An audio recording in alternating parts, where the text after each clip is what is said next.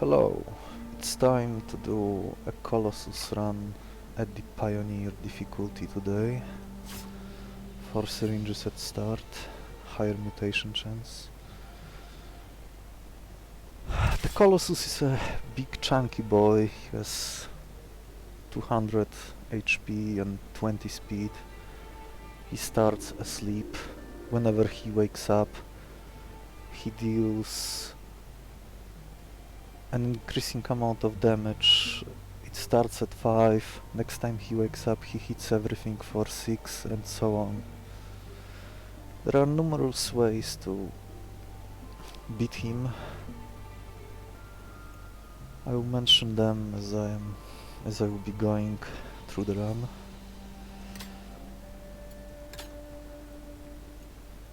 We will see which ones will be available to me.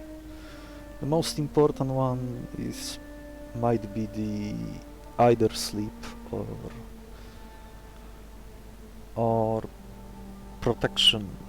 There are several talents that give the protection buff, which limits all the damage taken down to 1. It's one of the best ways to deal with the Exterminate attack from the boss, which deals 20 damage to the monster who has the current highest health of your roster available on the board.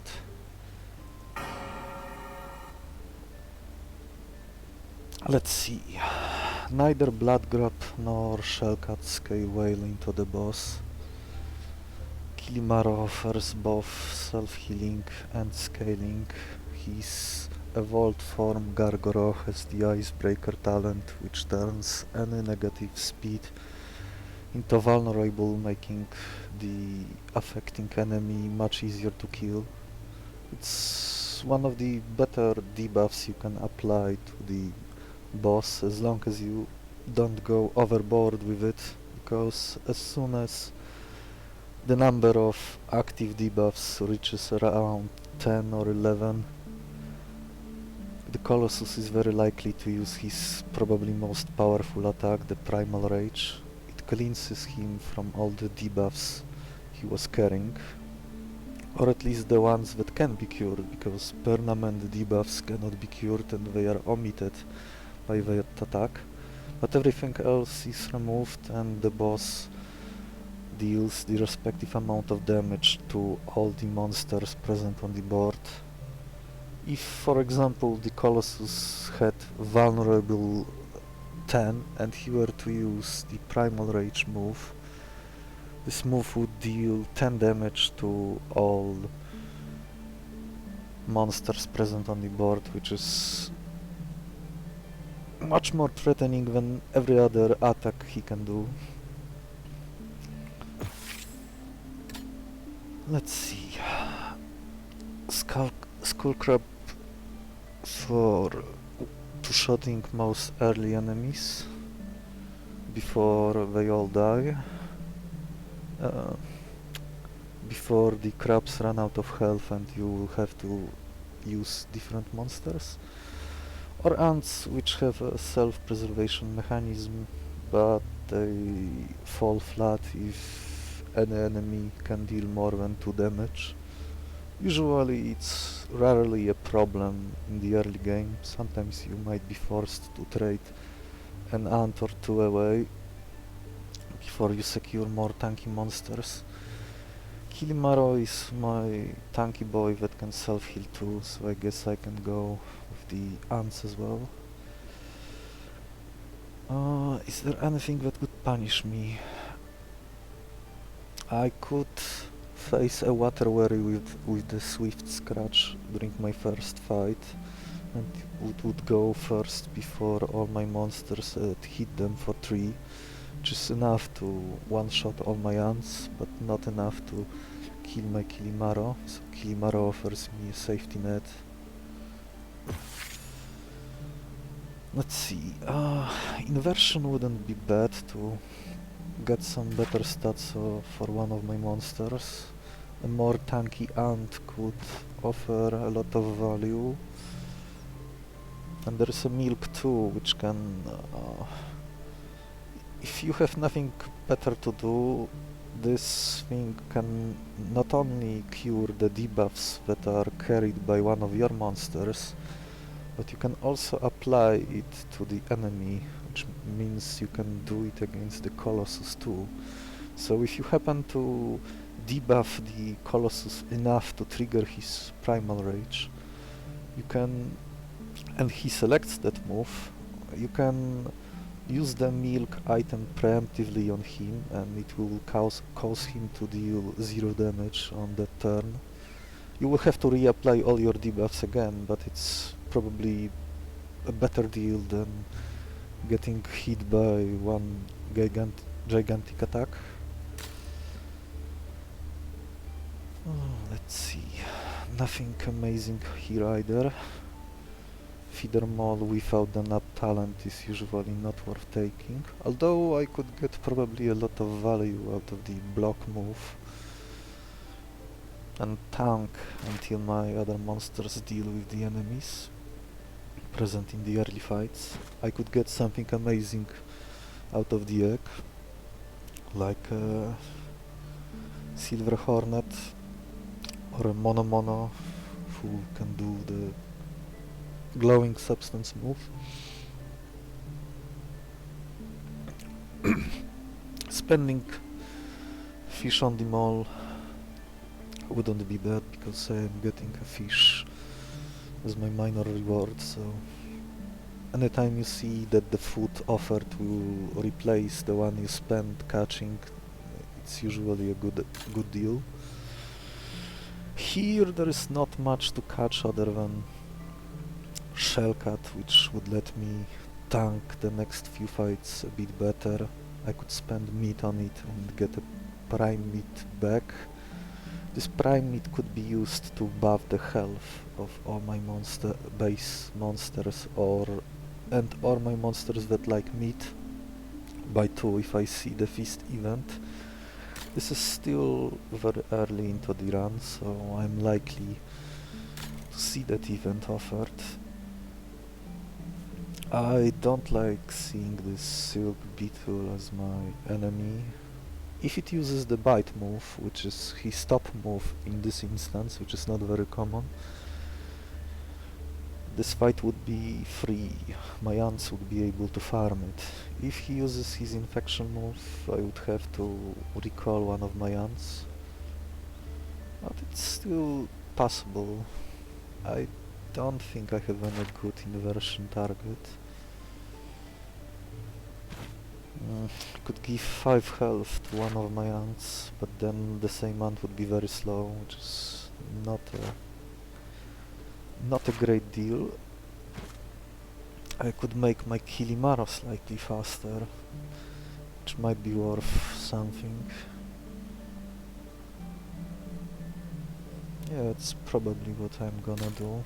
I like the idea of knowing that I have milk the entire way, so I will always have one extra tool to deal with the Colossus. And here I would basically count on getting something great out of the egg, and the rest has very little impact. Neither of the first few monsters are offering much, although this Shellcat could do enough. While it does lack in the damage department, it could ensure I would go first against most enemies, which means that 2 ants would probably always be able to deal with whatever they are facing in the early game, even if one of the ants has to die. Or it could tank some hits itself, similar to facing, just like ants can stall enemies who deal 2 damage only, the guard move of the Shellcat can largely do the same against a single target. Let's go with that. Use meat to catch the Shellcat. Alright. Let's start with the snowball. Retreat my Kilimaro, so the next time I play him there will be negative speed 2 on each of the enemies, letting my Kilimaro heal for 2 if needed.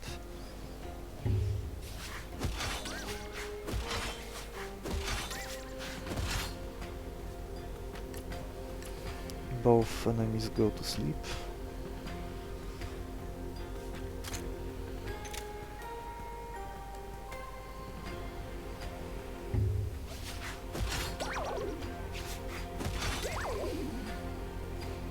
At lower difficulties you can sometimes count on the test subject doing a lot of work for you if you find the Infinite Syringe event from the 5th battle. But at the Pioneer you can rarely afford such a gamble. First, you are spending limited food on something that might not even materialize, and even if it does, you might not have enough healing to offset all the damage from extraction and injection of the syringe, making this a highly questionable choice. Sometimes the stars align enough that the extra stuff you are allowed to move thanks to the Infinite Syringe makes it a better choice than the alternatives. Like if you already have some strong monsters and you don't need anything else to evolve. Or have Tadwale who is about to evolve to Skywale. Then all those extra mutations might matter and you can use your remaining syringes on the later monsters. Often in such scenario you will have more syringes than you would know what to do with them, since most of the stuff will be moved already.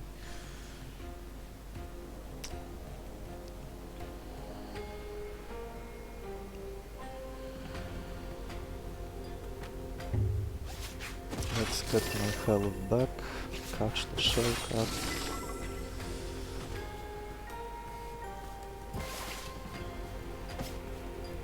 Meat.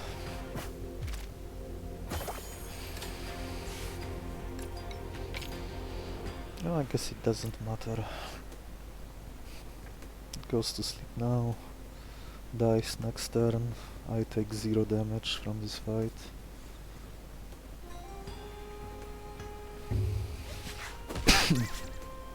Excuse me. 2.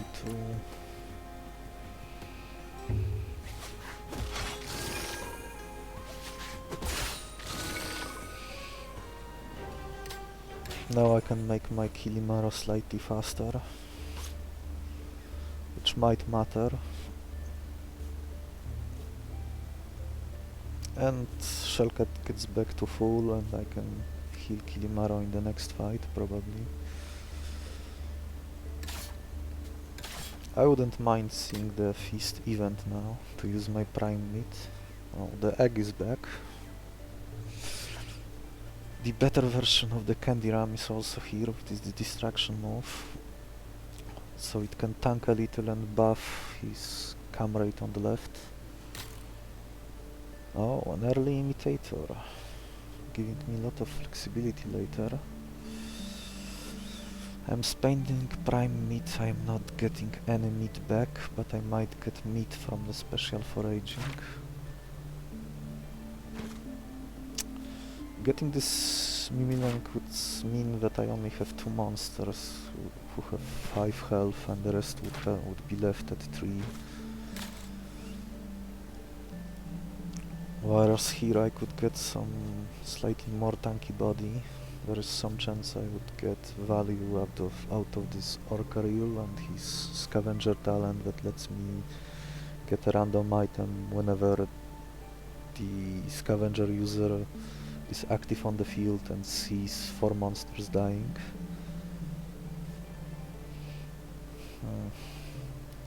This Candy Run is also interesting, but I can only catch one of them, one berry. An access to a 3 damage attack could prove useful. This Windga and this Orcaril could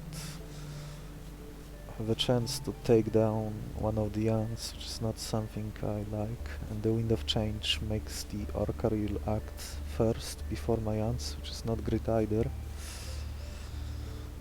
I could kill it in two turns, especially my Shellcat is in my starting hand, in which case I can kill it on the second turn. That means Orcaril would lose his attack priority.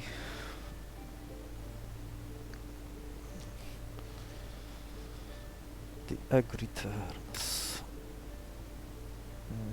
I'll give it some thought while I rest for a bit, if you know what I mean. Be right back.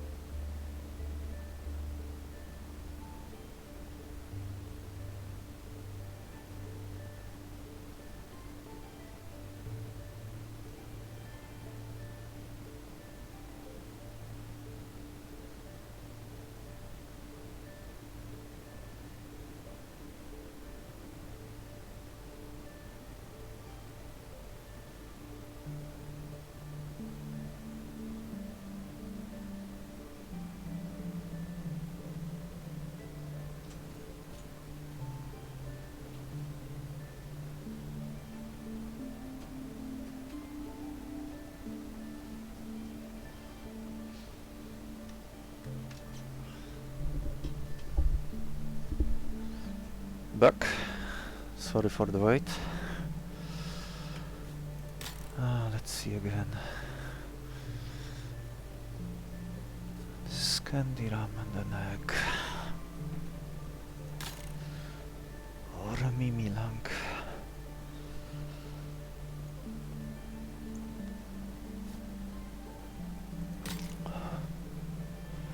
This egg might be my last chance to get some danger level 1 powerhouse, but the odds of getting something like a mono or a better silver hornet are not very high. Or maybe a glowtongue starter. In the worst case scenario though, Windgirl and Orcaril would start with the 3 damage move. Orcaril has only 1 move, so he will always select his 3 damage move. This one has a small chance of selecting his bottom move.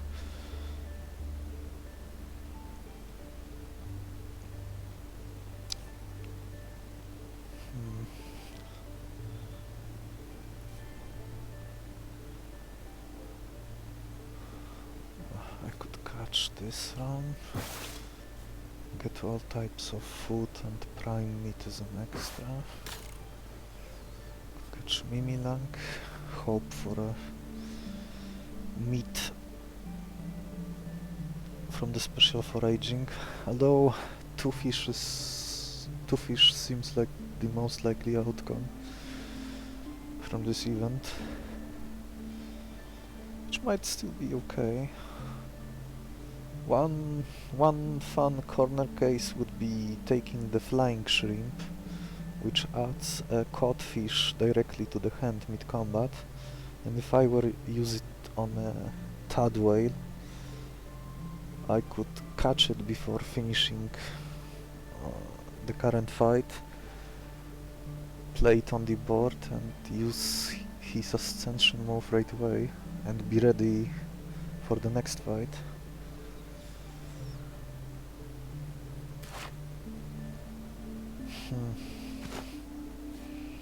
Ember Flies, which lets me draw cards, is rarely useful, but it could come in handy, especially when the deck is bigger and I would be fishing for a specific card, which could happen to be on the bottom of my deck. None of these monsters except Mimilang have a chance to kill my monsters, though I could get potentially a bad pattern of Hellrat selecting the bite move first, followed by switch scratch, which would force my aunt to retreat.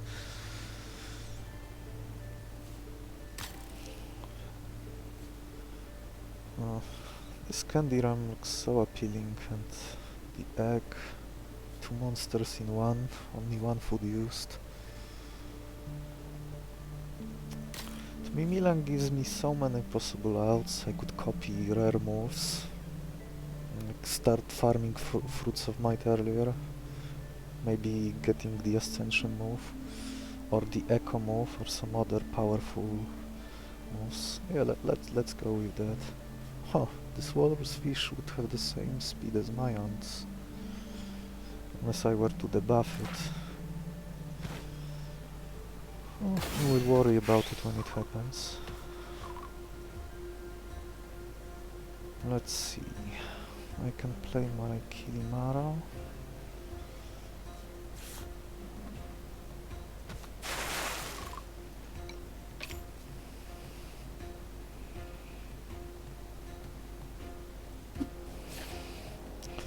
I will take 2 damage on the cat.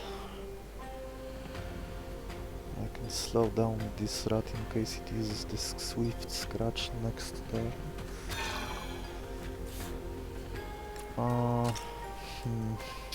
Hydro Slap arriving next turn is not ideal, but I think I can deal with it.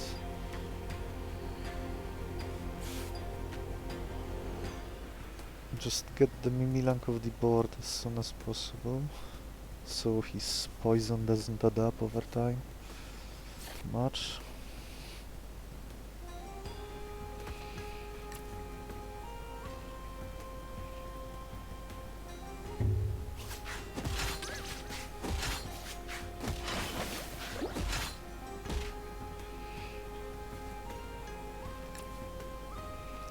the Hellrat goes to sleep.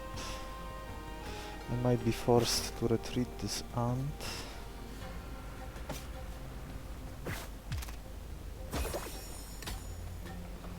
Yeah, I will be forced to retreat this ant.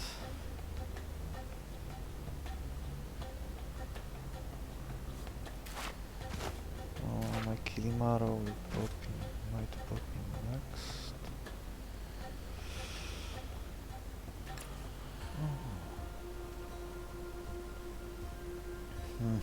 Maybe I should have kept this shellcat in hand. Due to this speed increase on the walrus fish. Let's see, hopefully I can play Kilimaro next turn. There will be 50-50 chance for it. I could also sacrifice this ant to ensure this outcome.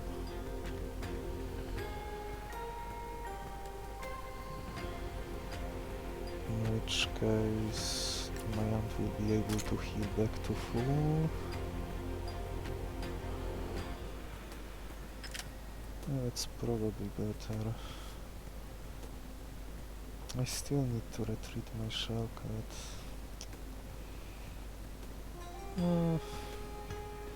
Yeah, I probably should have used the bite move here.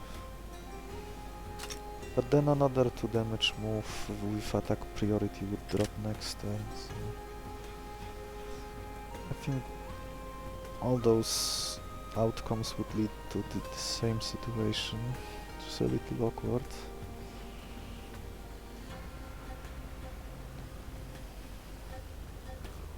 Let's see what else I could do. I could do something like this.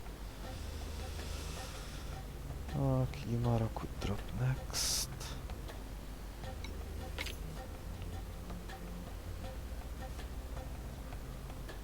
Kilimaro could drop next.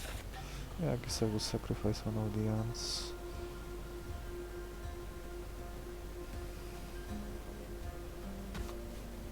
Heal back the other one.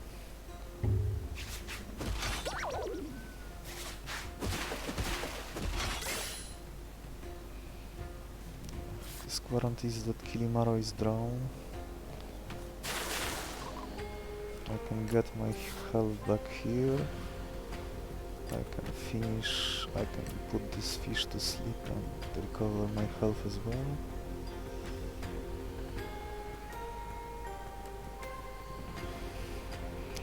Five speed, 6 speed.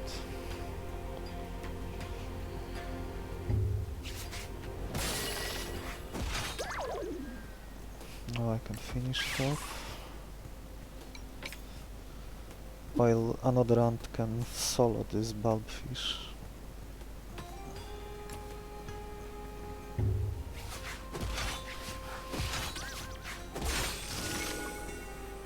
Attack priority is gone.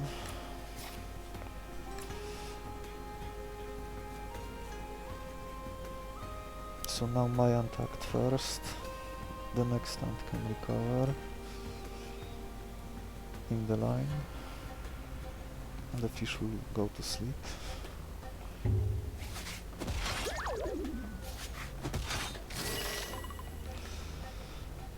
It's still not ideal because I basically traded 3 HP monster to get another 3 HP monster, so I didn't grow much stronger. I really need to get something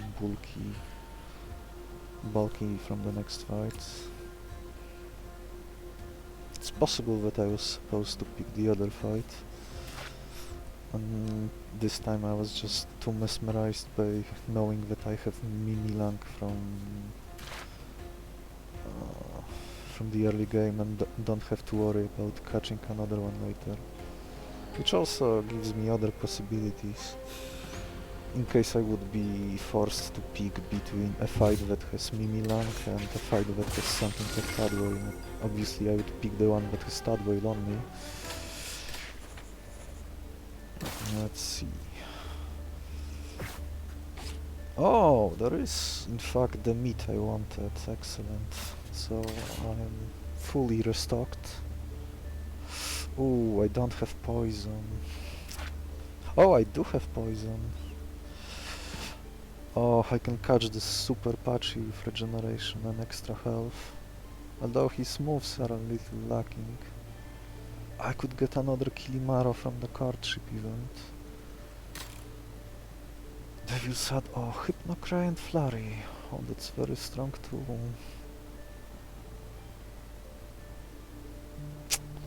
Oh, that's a tough choice. It's a tank and another Kilimaro, and Kilimaros have great synergy with each other. Their snowball stack. Ice Leech gets better too, with each negative point of speed on the enemy for even more healing. Same with the evolved form.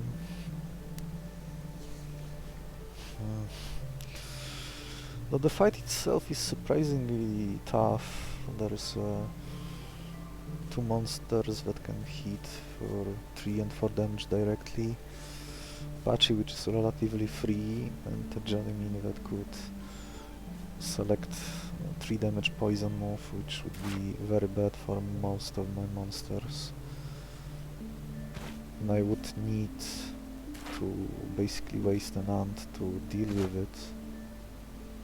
Unless I get lucky and it picks the attack that does nothing if nothing else is poisoned. But the chances for that are not very high.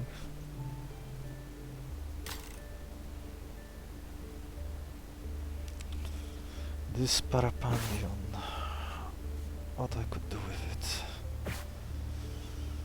Could find a way to scale strength and have a 3 damage hit, which I could duplicate with Imitator. I could duplicate Hypnocry, so that's 4 uses of a sleeping move. I could maybe even catch this Hollow Ape, not because I like it, although there is some chance that the Curing Song would be relevant to clear the debuffs during the boss fight, such as the debuff that prevents you from retreating, or the rare moment when he uses one of his skills that debuffs all your monsters present on the board. This type of move is perfect, as a perfect way to deal with this kind of stuff. But this usually really matters. My Kilimaro could use of the Frosty talent, but it would also mean that I would be forced to keep my Kilimaro in front of the Abyssal Colossus, which is probably what I will end up doing anyway. Though I'm a little concerned that I do not have any protection monster yet. I would need to rely on the sleep a lot to deal damage, and to have my evolved Kilimaro deal damage with the negative debuffs on the Colossus. Oh, let's see, Toxic Rush. Two random items could be relevant. It could be like a scale to give me more protection for the rest of the fight, which is usually somewhat effective against the Colossus, except the Exterminate attack.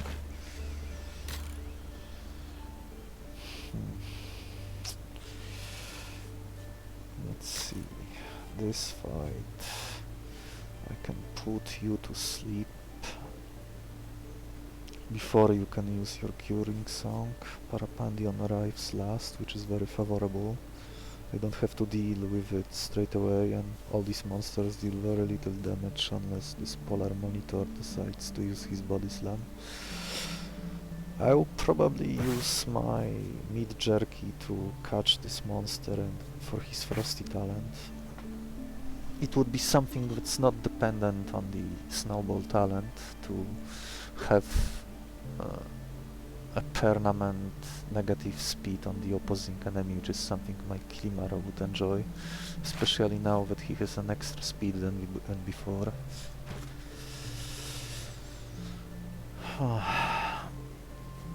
Am I catching 3 monsters here? Spending those 3 foods, 1 of each type. The only reason I would care about this hollow ape in the first place is because it has 7 health, which is something I am a little lacking at the moment. I have prime fish, so if I see the feast event, Parapandion would get 2 extra health, as well as all my other starter monsters. This Pachi could give me a lot of tanking potential. Although double meat is very bad, yeah, that's something I didn't notice earlier.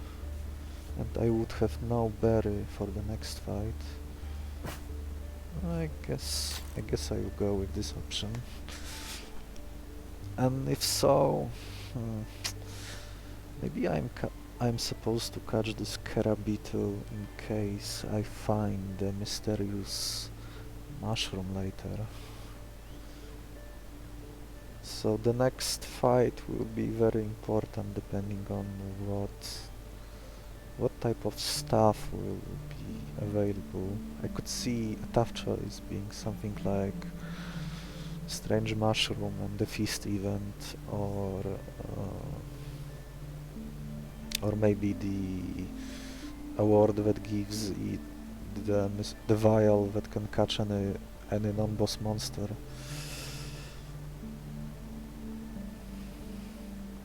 Okay, let's go with that. Catch Polar Monitor, catch Beetle. There's a decent chance that I will end up wasting berry on it.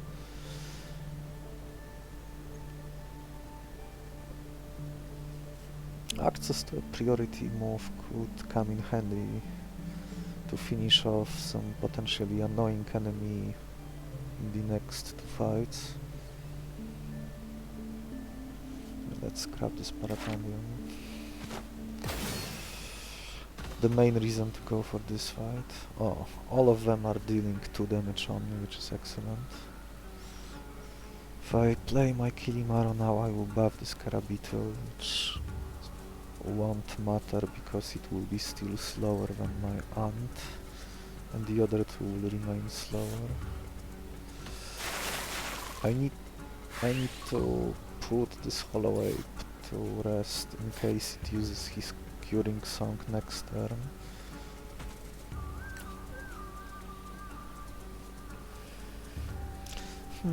I could copy the Ice Leech now. Or I could do it later. Let's see, though Hollow Ape and Polar Monitor go to sleep next turn. I think I can trade blows here for a little. Or do I retreat my Kilimaro straight away? And tank with Shellcat, yeah, this is probably better. I want to stall this fight a little bit. Oh. This won't work because of the Swift Bite. I guess I can... Oh, I still need to... Oh well. Guess Milan will have to take 2. I might be able to heal it back once I copy the Ice Leech. Yeah, that's what I'm going to do. Oh, it's going to use Swift Bite again next turn. But I can play my Shellcat then and ensure that it's not going to be too bad. I will be still faster. Okay. And Polar Monitor goes to sleep. I will need to catch it before it can... Next time Polar Monitor goes to sleep. I will need to catch it before the discharge move powers up. Which would be pretty bad.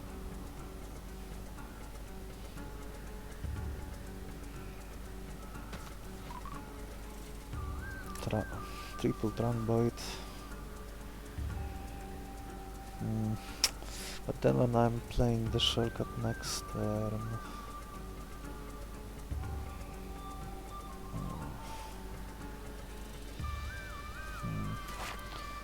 Guess I will swap one of the ant and put Beetle to sleep.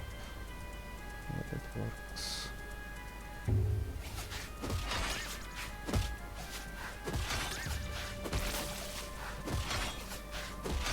A little spooky. No toxic rush for you.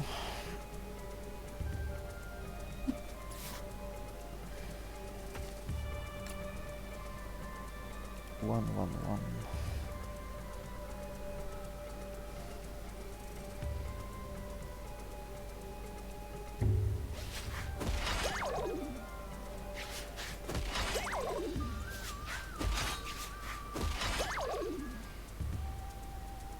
Now I want Milang to retreat and get Ice Leech into turns. I should have enough.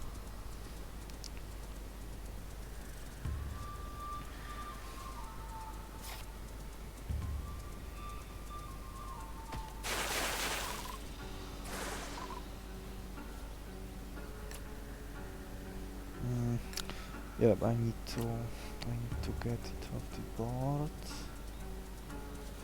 Do I need to take you off the board? Let's see, something like this.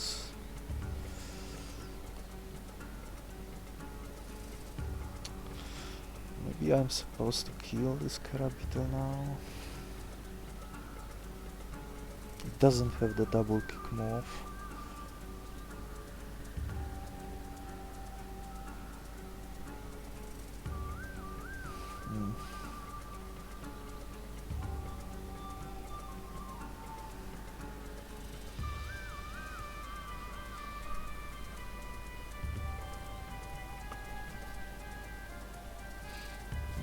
I think I'm not supposed to use Ice Leech here, so that my Mimilan can heal.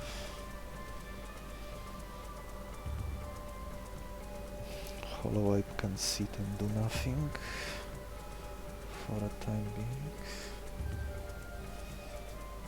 Okay. I might not have syringe for it.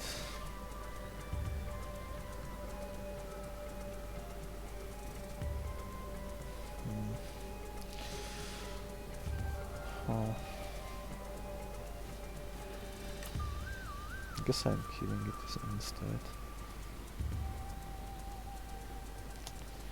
Then Strange Mushroom would go somewhere else. Yeah, let's do that. If I had Mono with me, with the glowing, or any other monster who has the glowing substance move, I would catch it 100% of the time.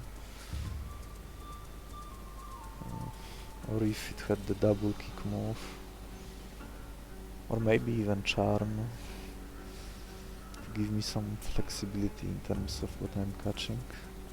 I might still end up taking this Hollow Ape just to have something that can... Although it would only... when I catch it, it would only be at 4 health, so that wouldn't help me much. I guess this Polar Monitor and Parapandion should be enough.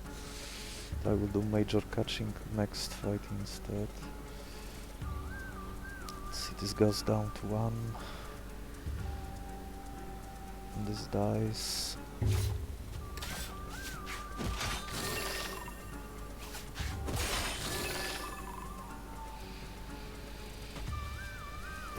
Yeah, see, see how much the discharge move speed up. Come to me. Directly, added directly to the hand. Okay, now I can put this thing to sleep again. What do I want to stall Parapandion with?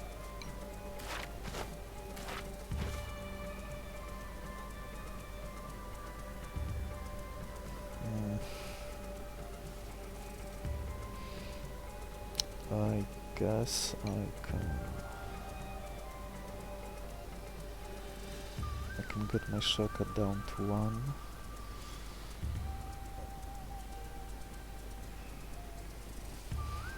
I could get Polar Monitor down to 2, but I would like to have him healthy for the next fight and do a bit of tanking if needed, like against the 4 damage attack. Especially that I will almost certainly extract the Frosty talent straight away and give it to my Kilimaro. Or I might wait. You'll see. Depending what the next fight shows. If I retreat my Kilimaro now, it delays Mimilank copying. I guess I can do something like this. Yeah, this works. Next turn I can play my Shell Cut, retreat one of the ants. The other ant will pull Hollow Eight to sleep.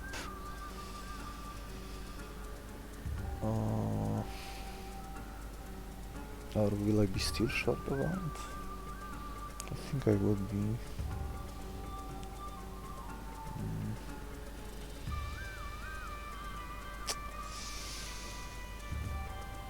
Oh well.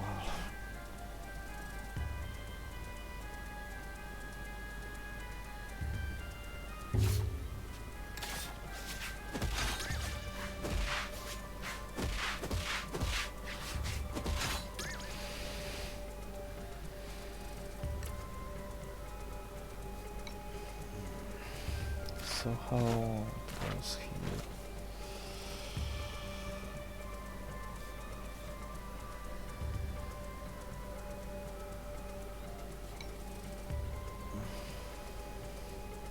You go to sleep, I Ice Leech for 2. I need to play my Shell Cut.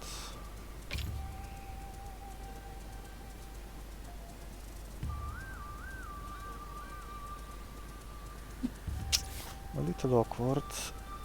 Guess I can stack up some of the guard.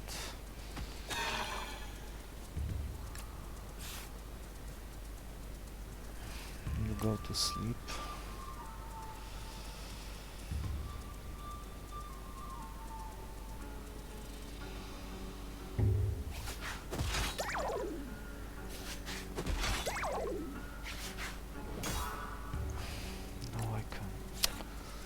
Oh, I've run out of trunk bites. One of the rare situations where the nerf that limited the uses of this move to 4 is showing its ugly face.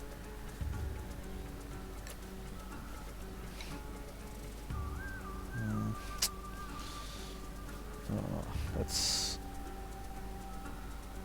not great.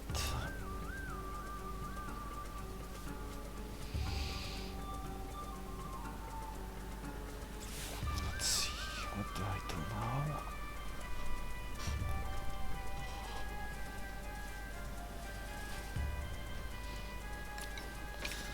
There is no need for this ant to stay on the board. This ant will heal back.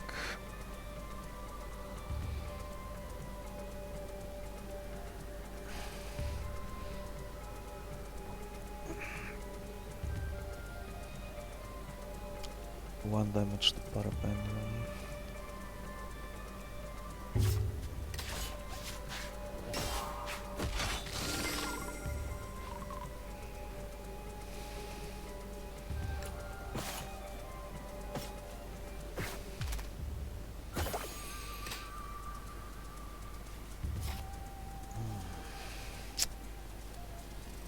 Let's see.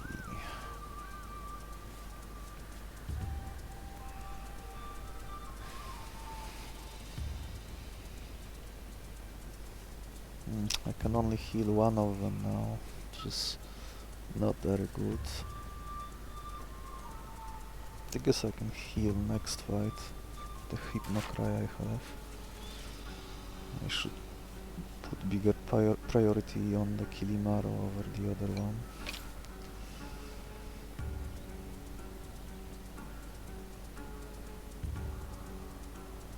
too much. Unless if he cures his negative speed drop, that would be useful.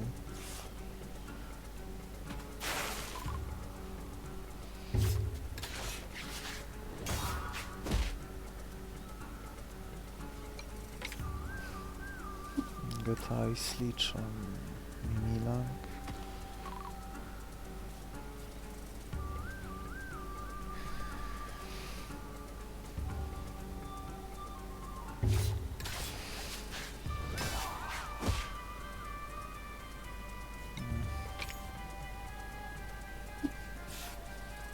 We need to game this fight a little bit more.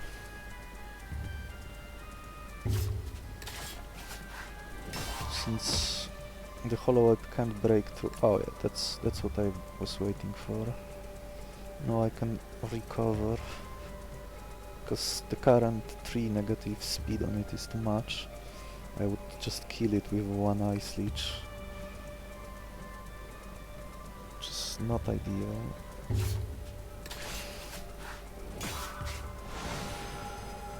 Sometimes you just have too much damage. Let's see, I would like to have 2 Ice Leeches for 2 each.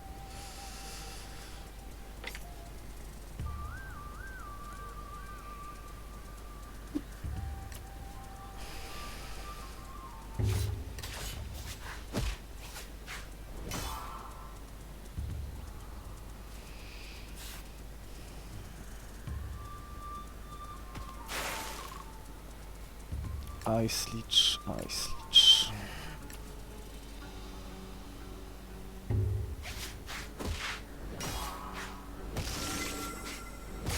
Excellent.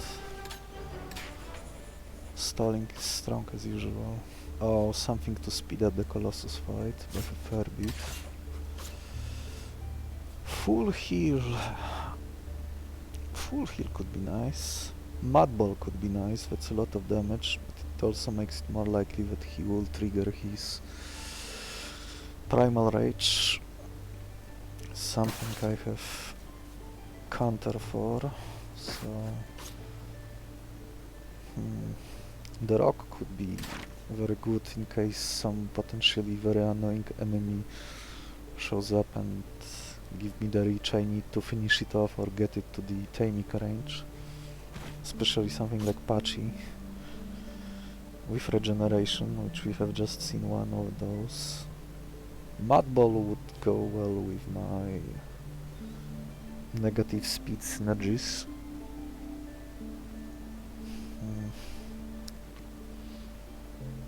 But I might get more of those anyway, and then I have the Frosty.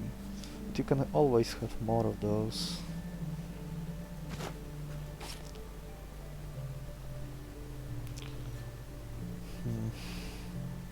I might need this full heal. I don't know, it's probably the wrong choice.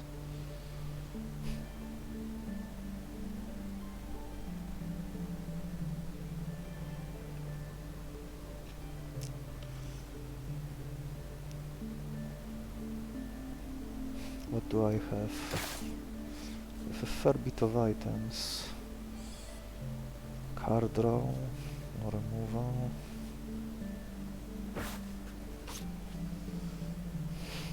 Mud Ball, Mud Ball, Mud Ball.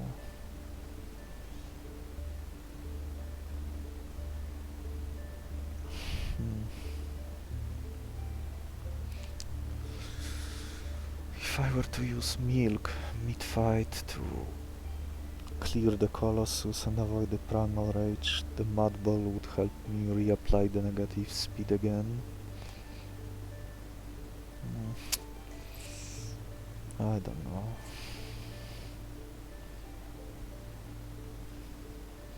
I still need a multi-hitting move as well to make most. Oh, I do have.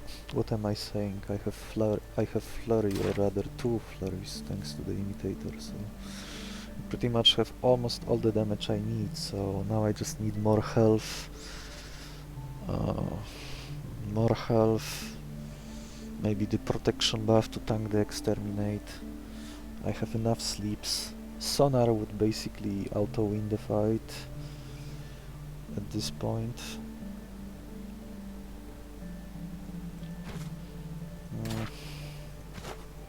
With the stuff I have on me.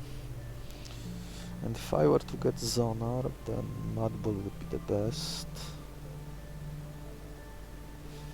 If I were to get the protection buff, Mudball would also probably be the best. I don't have currently a good way of dealing with the unhinged rat attack, which deals 5 damage to all of my monsters on the board. My Kilimaro and whoever else would be carrying Imitator at the time, probably not Mimilang because the health is too low, would be able to heal back from the unhinged rat. So I am missing one monster who would be able to tank that attack. Maybe it is the Renobin after all. Mudball would be nice for some very fast kill. Maybe go with that. Okay. Oh, there is the feast event. Ooh, oh wow.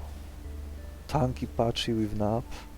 Namorphite with an attack which would halve most Colossus attacks. I could copy the evolution move. Yeah, this is just great. Most of my monsters are about to get 2 health. Yeah, it seems like the Colossus is almost solved at this point. I would be able to tank... Oh no, I can still... some of my monsters would be able to tank 2 slumbers now. First slumber deals 5 damage, but usually by that point I would only have 1 monster active on the board. Second slumber would be 6 damage, which would still be enough to kill Parapandion even after the feast, which is about to give him 2 health. But I might find another source of sturdy or +1/+1 health from the strange mushroom. And that would give me so much longevity that Colossus would be a toast. Or I could give it peripheral vision, which would halve all of the damage received, which also works against the Exterminate as long as I have someone who has 10 health, which is no one at the moment. Let's see. I will have meat back. Oh, this Namorphite will also grow by 2. That's interesting. Might be a bit of a bait. I still don't have a monster where I could move the Imitator to. Would be nice to see something like Silver Beetle next, maybe. So I would know that something like evolving my ants would be valid. I could move the Frosty right now or wait another fight, just to see what's my Battle 5 reward. Oh, there is nothing threatening here except this... Oh, this mutated strike also hits for 3 because he has extra mutation already. He might select another one here. I could put 2 monsters to sleep, depending on what do I draw first. I can sacrifice my Polar Monitor and extract Frosty beforehand. I think I do want this Pachi just to have something that can tank many of the fights for a bit. It doesn't have stalling tools, but it can tank up to 7 damage, which is a lot.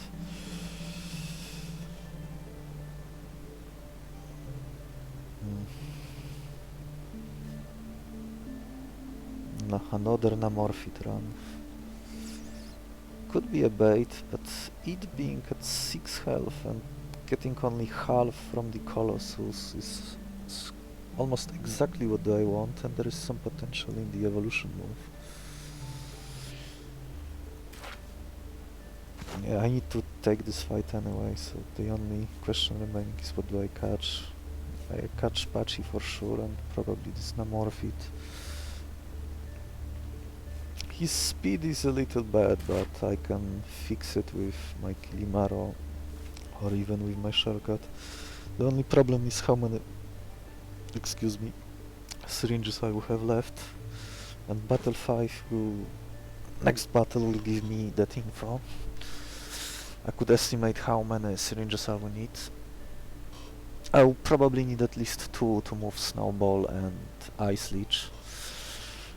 Copying the Ice Leech to heal back from the most Colossus attacks except Extermination is very, very good.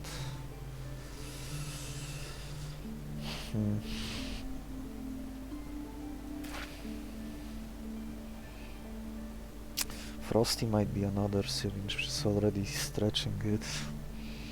So now I just need more bulk. Something like a Carcoplete talent maybe. I might even go with that just to have someone who can tank this big attack and other than that giving me a free turn. But Carcoplete alone has too low health to bait the boss's Exterminate, so it would need to be on someone else like Pachi. Something like a fusion of Carcoplete and Pachi would have been great, just for the Colossus. Kilimaro... The evolved Kilimaro will have more health than Pachi, which is something of a consideration. It would have 9 health, so he would be the magnet for the Exterminate attack. Unless I could damage it on purpose early in the fight so that someone else is picked for the Extermination.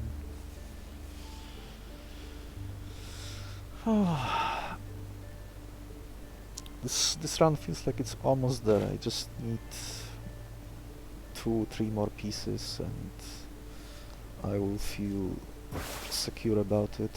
Something like Zonar and evolving Kilimaro to Gargoro, and this run is in a very good shape. I could get something from the evolution, especially if I copy my Imitator.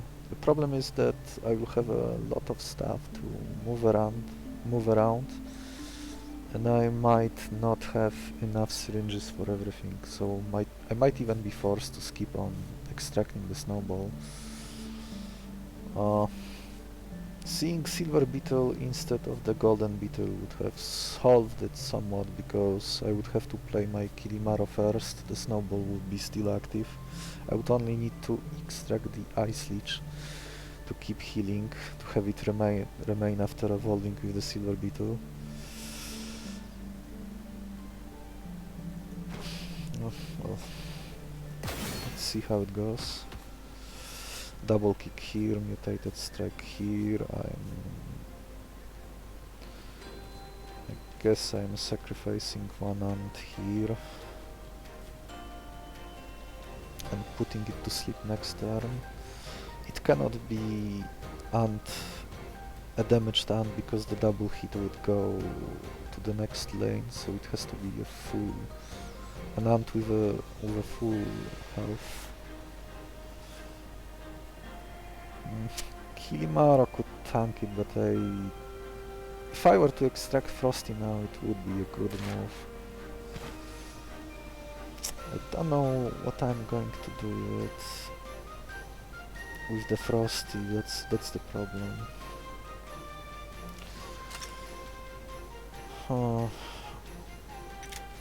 Okay, Pachi goes to sleep. You go to sleep as well.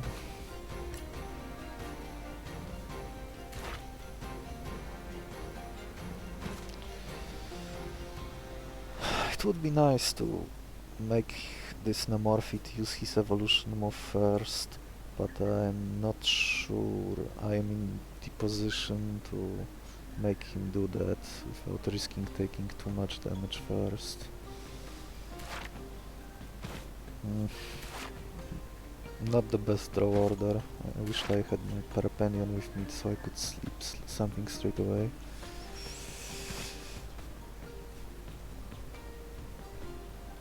The usefulness of my ants is growing thin too. Extract the frosty talent now. I think I want body slam here. I could risk and go for the discharge first. Or I could wait with this discharge and use it for the next monster. This polar monitor with kept discharge would be able to kill this Alpino in one hit. Or do the same with the Shroomzard.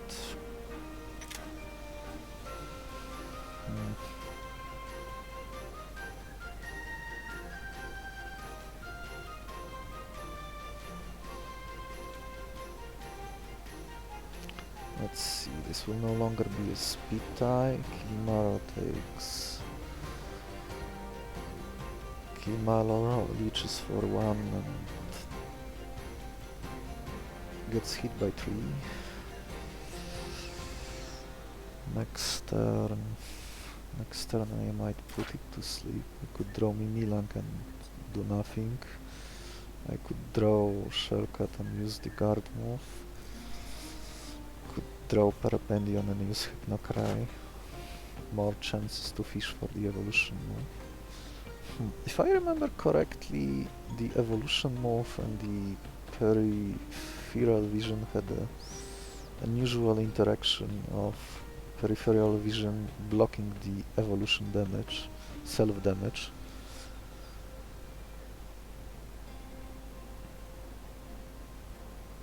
I'm not sure if I'm willing to risk it here, but I might be. Worst case scenario, I simply just won't catch it. Which might still be a good play. Let's hit it for 3 and think what to do next turn.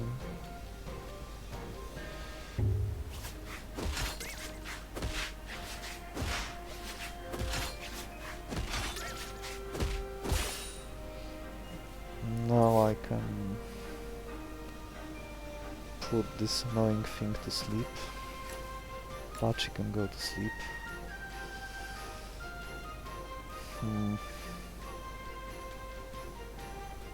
I'm not sure if this move discharge resets when I retreat the monster.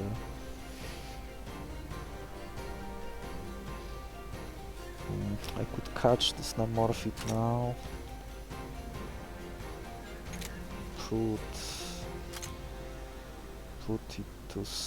Put the next monster to sleep.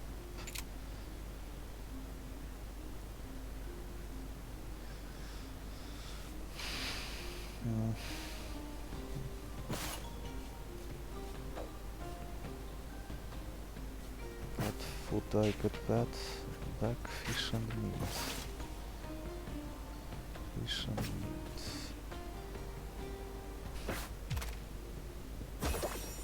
What this guy does? Toxic Rush. Guess you're going to sleep.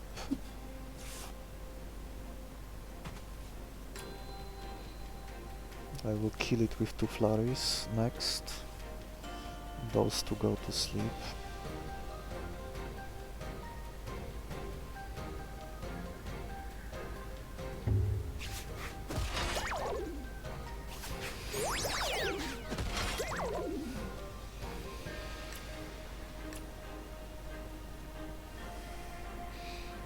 I can finish this Abyssal Arc next turn by playing Mimilang and copying my Parapandion and using Flurry on it.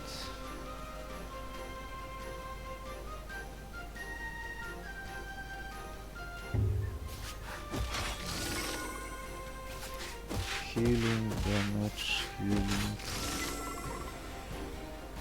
Let's see, this hand has more moves of the Trunk Bite, so will stay on the board. Let's finish off this elk. 3 damage here, 3 damage here, one splashes here.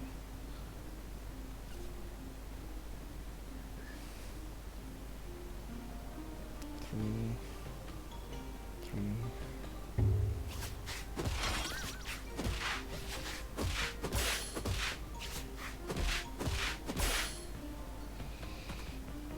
I guess I'm putting it to sleep.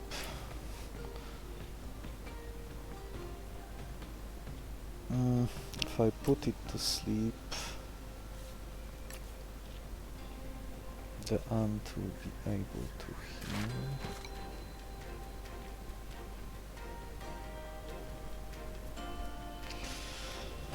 Damage here. Mimilank is no longer needed on board.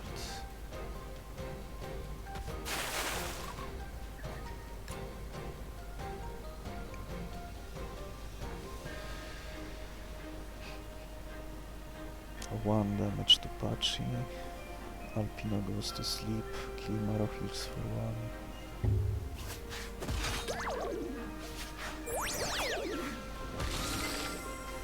Ant heals.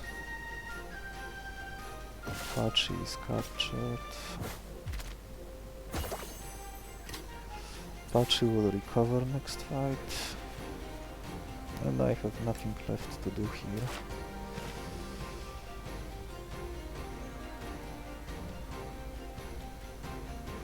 Finding Fortress and putting it on Kilmara would be excellent. Pretty much also solve the Colossus. Could just spam the Ice Leech almost every turn. Probably use Blizzard first to weaken the Colossus.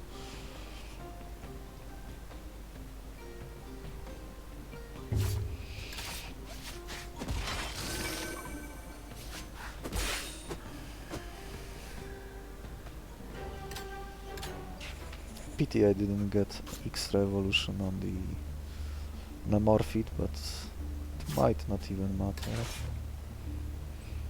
Yeah. Look how bulky everyone is. Those ants can tank a lot of stuff. And what my aberration? I guess I'm not taking this fight. Silver Beetle, okay, that's... For once I'm happy to see the Silver Beetle. Oh, Cave Maw could be useful for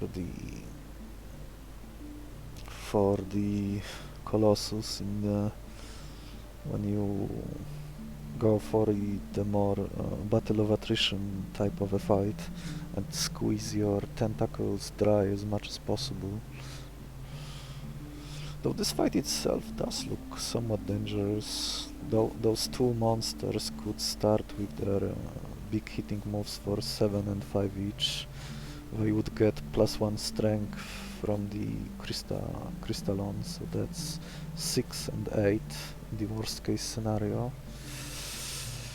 Do I have something to buff? Not yet. I could catch this Pronghorn to heal my party members. I could copy it with Mimilank.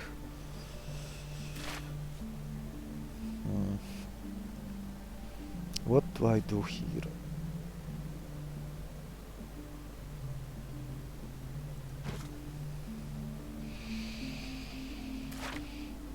Mutated strike hits for 3 at the moment.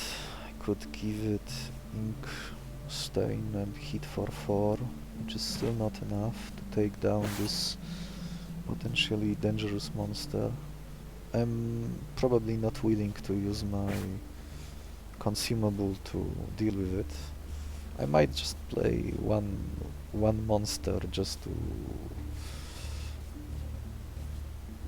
reduce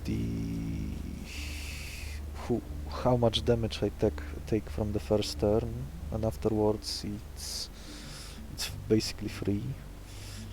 I am getting 2 types of food back, so I could catch something meat-based and something berry-based, so probably this Pronghorn. I could spend fish on Cave Maw, but then I am not getting a fish back, which is not the greatest deal. Evolved Ant has... I think it would also have... How much does the evolved ant health gets? +4? That would be the same as Gargoro. I don't like health speed dice in case I'm forced to tank the exterminate attack. I would rather prefer knowing which monster is about to get hit. It's probably still from left to right order, but it's not something I remember how it works, nor was I willing to test it. I could extract this frosty talent now and get rid of this body, which is probably the best thing I could do. Evolved Shellcat. Evolved Shellcat could stall the Colossus fight for a bit. Not for much. It could just spam his Fortress Assault or something like that. Sleeping move. Knockdown could remove the self buff in case the boss decides to buff himself. Can I deal enough damage if I don't evolve my Gargoro? I probably could, but then my sustain is not as strong, and I have several silver beetle targets. I could see myself moving this Imitator to somewhere else.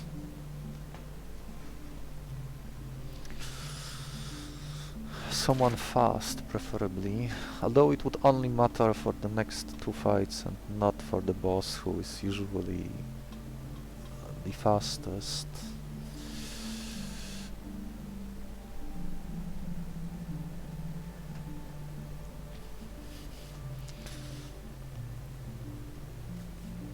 Probably defeat the Colossus with the number of evolved bodies alone, although it could take time.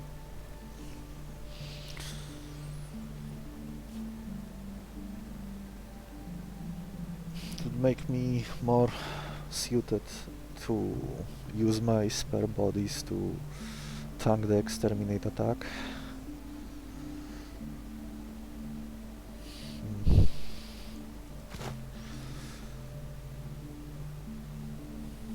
Galvanize.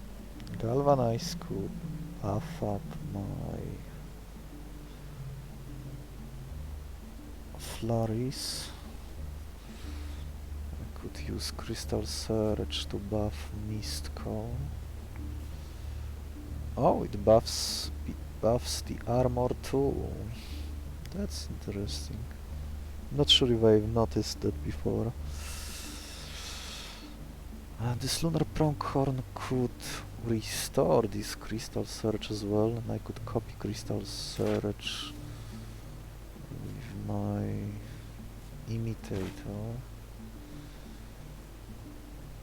Who would receive it?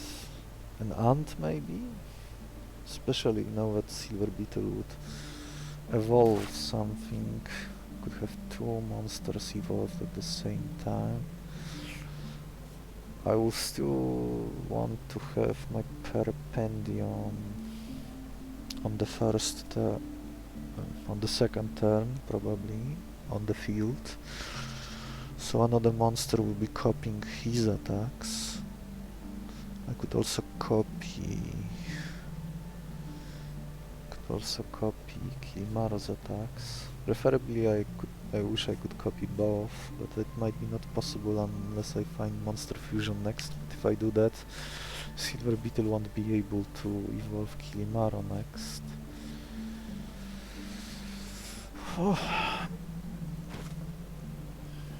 Okay, these 2 don't matter.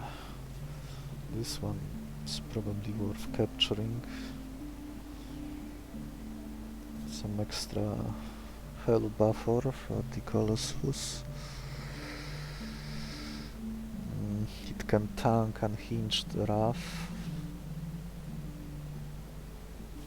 So I could give Imitator to him, but then he wouldn't have Mistcall anymore. Mistcall wouldn't be copied, which might still be okay. What would I catch next? Silent one? Anything with Zonor? Carcoplit? We have someone who can debuff himself. This Namorphid might get something useful. Oh, let's see. This fight is much easier in comparison, although this White Reaper. It could power up my Ice Leeches enough.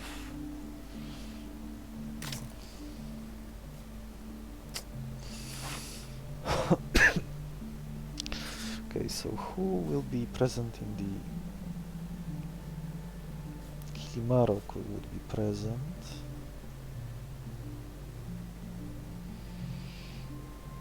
I might even wait... No, that's not gonna work. I'm thinking of a way to self-damage my Kilimaro, because health tie... If the boss uses Exterminate and I will have Kilimaro on the board and there will be a health tie, it's just... It would force me to use the sleeping move, just... I'm not sure it's something I want to do straight away. I could tank several slumbering attacks.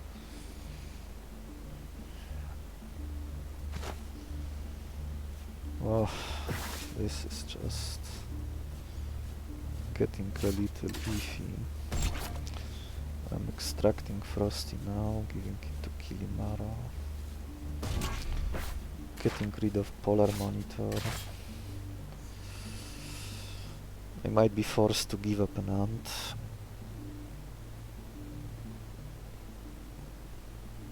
The first turn here is going to be very annoying. And there is also the adrenaline to consider too. I could put it to sleep if I draw my Parapandion.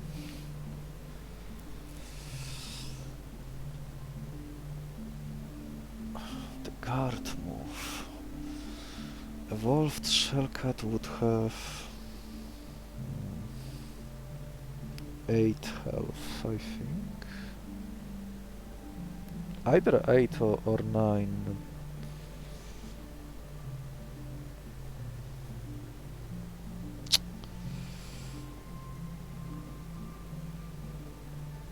Some sketchy options here. I still don't know who do I want to give Imitator to. Probably not to one of my starters, because once they evolve they lose the moves they have. Will I be forced to put it on Pronghorn?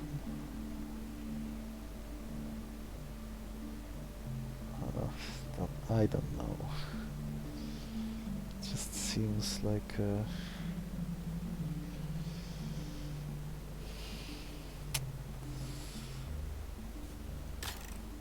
not the situation I want to be in. White Reaper would be a nice candidate, but 5 health is not a safe amount for the Colossus. 6 is like the minimum for the unhinged rat.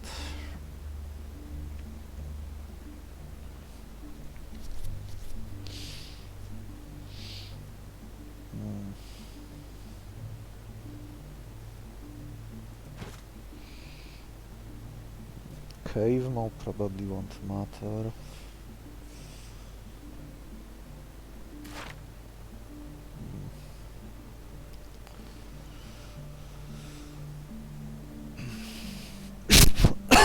Excuse me. Extracting Ice Leech is another syringe, so I'm left with 2. Extracting Imitator is third. Might extract something from the evolution stuff.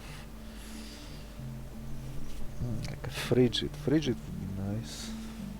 To double all my damage whenever the enemy has any negative speed from anywhere. 2 flurries. Negative 6 speed. Negative 6 speed on... Negative 8 speed on the Colossus. If he opens with a subjugation move, it would be basically free, same with the unhinged rat. If he opens with the exterminate, that's the one scenario I am not prepared for at the moment, which is a little unfortunate.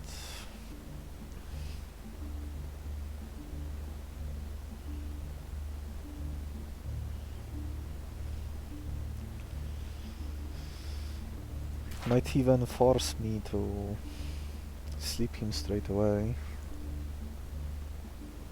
But then I would need to ensure that someone is left on the board who can use Flurry. That could be Pachi.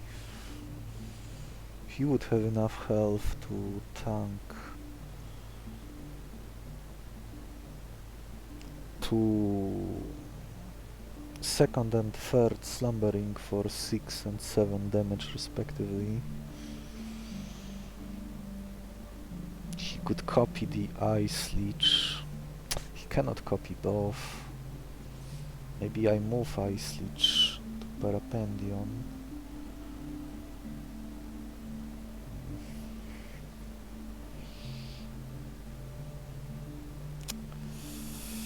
Maybe I move Flurry to Kilimaro. If I move Flurry to Kilimaro, then this Parapandion becomes out pretty much useless.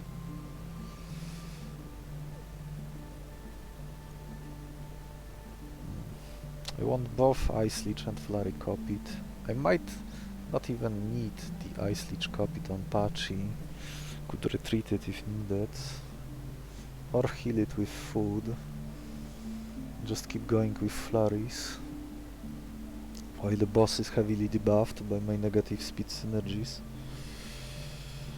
Yeah, he will get hit by like 60 again. And he goes to sleep when he tries to... And I hit him for another over 100 something. Yeah, that should be enough. So Imitator on Pachi. Pachi could farm the evolution. Then this Namorphid is not doing anything. Maybe I can fuse it with something. I don't know where I will put the genotoxic talent from the Silver Beetle yet.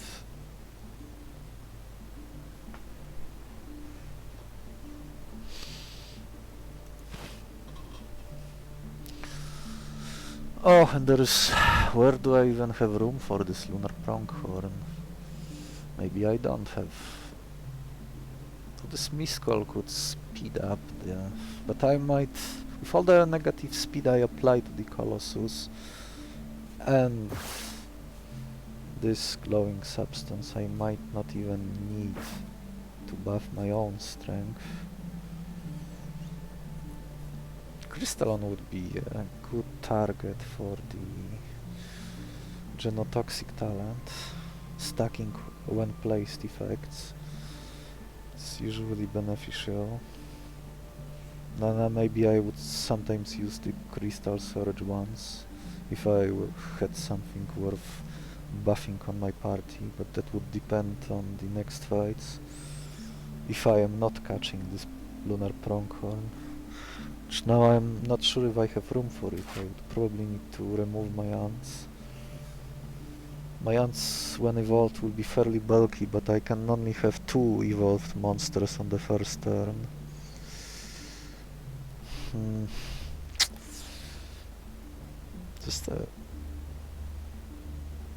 The deck has become a little too convoluted. It's one of the downsides of having the Silver Beetle. Maybe I am supposed to remove both of these ants.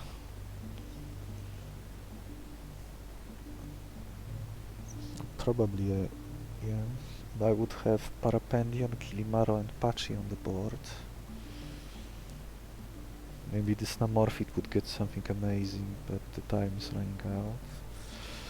Oh, the Lunar Pronghorn could speed up the evolution gain.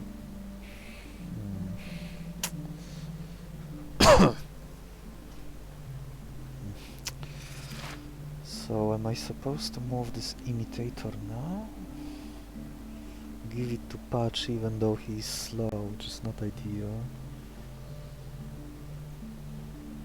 Maybe give it to Shellcat.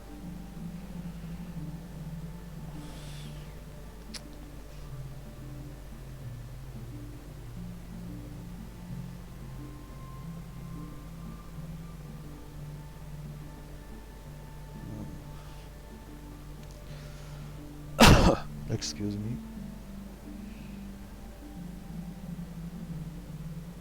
Drawing Mimilank and Parapandion in the first turn would be very good. I could put two...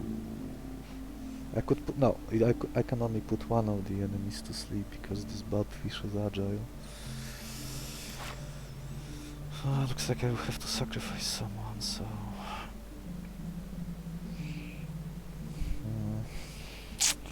Putting Imitator on a slow monster feels so sketchy. I'm just a little short on syringes. Maybe I don't extract this Ice Leech. And then my Gargoro can't heal during the Colossus fight, which might matter. If he uses Unhinged Rat too much, or I have to heal back from the Slumbering. After using Blizzard twice, my Gargoro will have nothing else to do other than need to use his Ice Leech every turn. But at that point, the fight might be already over, so... It's just this one Exterminate attack, which I'm not sure would be the best way to deal with it. If he opens up as his first move, I could maybe sacrifice one of the first monster who tanks the Slumbering, the first Slumbering.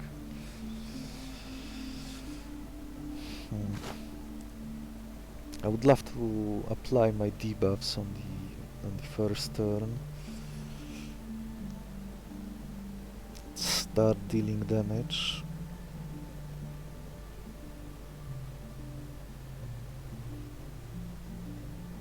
Something to heal. I could play my Lunar Pronghorn first. Use Mistcall. Mistcall would buff my Flurry. It would give my Parapandion extra armor. Then I would see what the Colossus wants to do next. If I use Mistcall...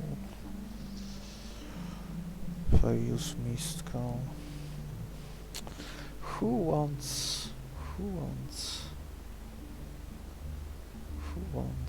Imitator?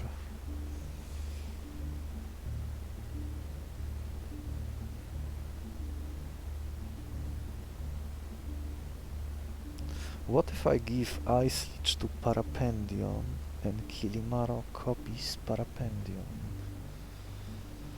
Then I only have two Blizzards. Both of them have Ice Leech.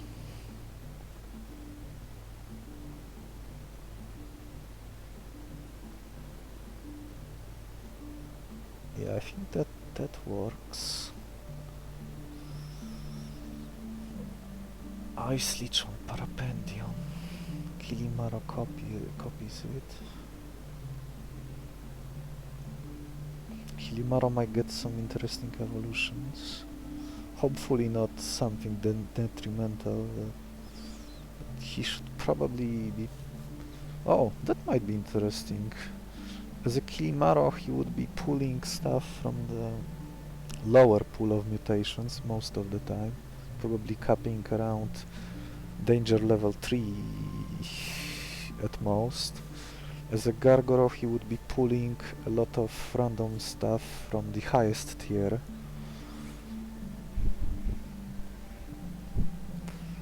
At least that's how the evolution move is supposed to work. It is said that it matches what, based on what the monster is or what other tier the other moves or maybe even mutations are carried by this monster. Since Namorphid is a 2-tier monster, often filled with 2-star moves, he usually picks stuff from between 1, 2 and rarely from the 3rd tier.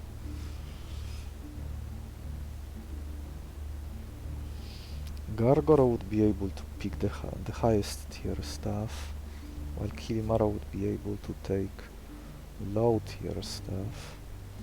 I could mix these two, maybe I could get the Fortress. Getting Fortress would be perfect.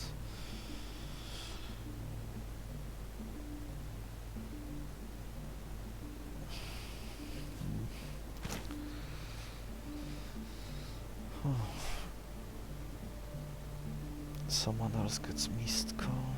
Maybe Pronghorn gets Genotoxic Talent.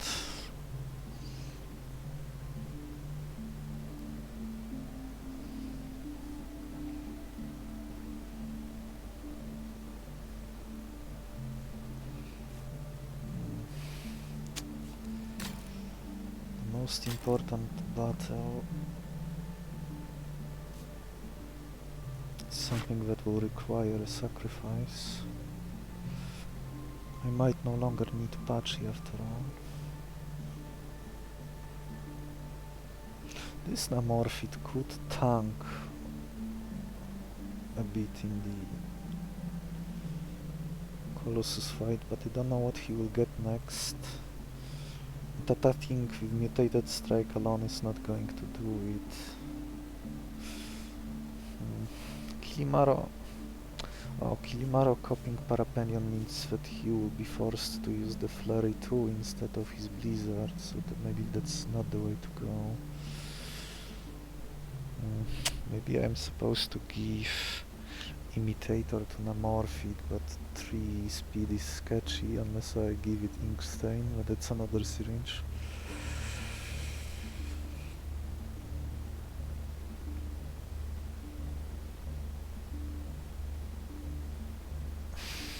I don't know. All the options have at least one limitation somewhere along the line.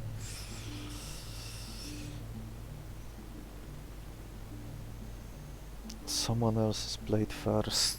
Silver Beetle, Genotoxic user to evolve Kilimaro and maybe another starter on the first turn.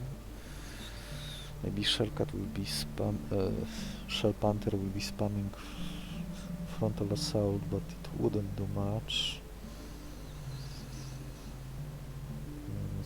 The monster I play after my Genotoxic user could be the one that has the Imitator.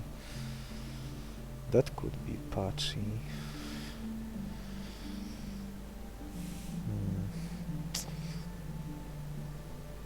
Pachi wants the tank.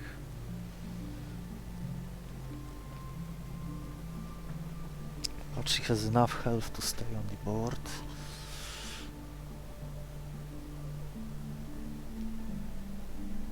Who gets Imitator? Who gets Imitator? Imitator, Ice Leech, that's 2 syringes, I am down to 1. I won't have something. I want Hypnocry and Flurry copied, so that I have 2 Hypnocries. Pachi can use Hypnocry from the leftmost slot. I would be a little lacking for the next 2 fights if I go this route. But I will be better against the boss.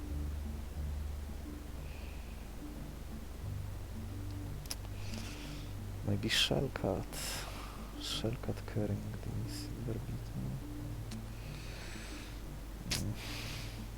Deck is too big. I probably need to lose an ant here. I probably won't have time to evolve them during the Colossus fight.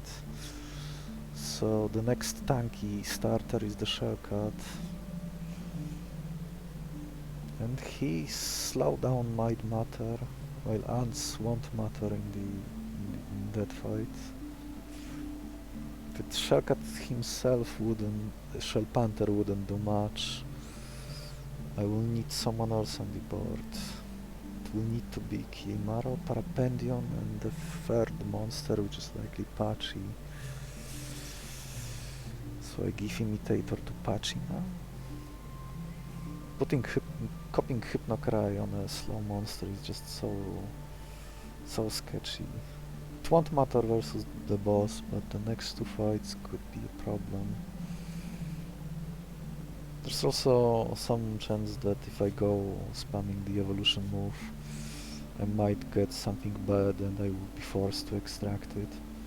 But I will have one syringe for it. I might also get lots of good stuff. Right, let's go with that. I hope I won't embarrass myself by going this route.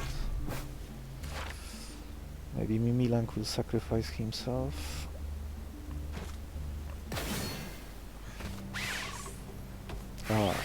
Perfect.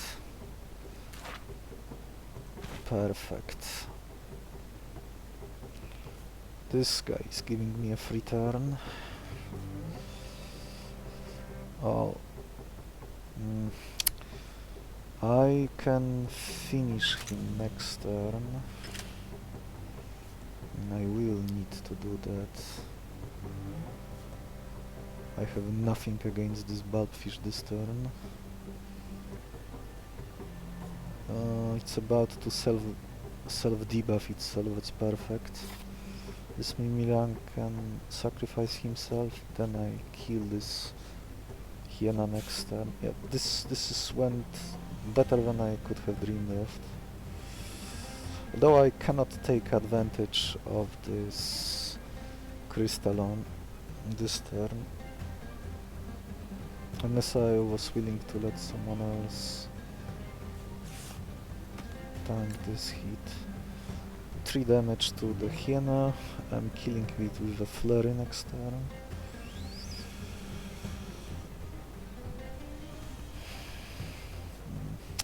Six damage here.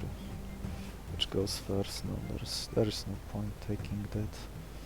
Silver Beetle, right? Silver Beetle. I am catching this Lunar Pronghorn to get more evolutions. Although I really dislike having Reinvigorating and Mistcall on the same monster, because Reinvigorating only affects other monsters. Which is a very... The anti-synergy is just a bit annoying.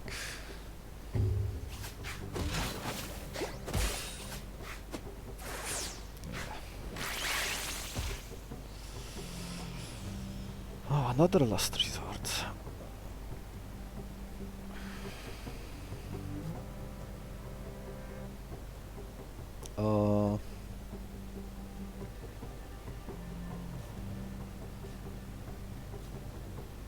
Did he just get another bunny from the Crystal Search?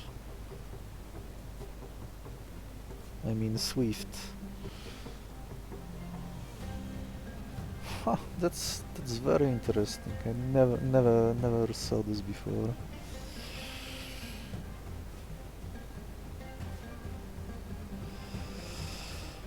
Alright.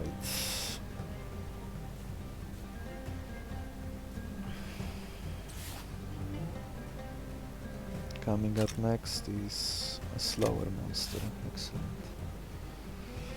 I'm taking down this pesky enemy. So I want to copy Amorph it now.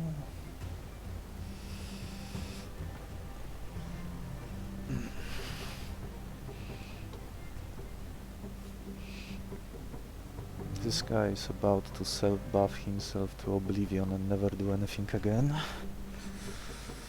My aunt can take it.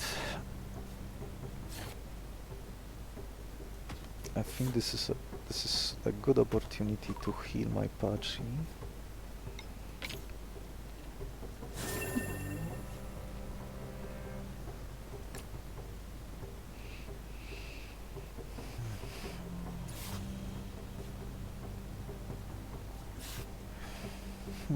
Rounded down, so he would hit me for 1.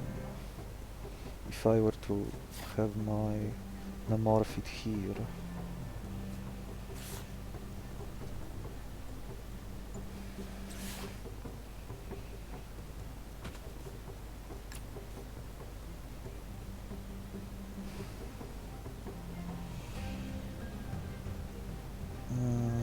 If I don't kill it now, then what?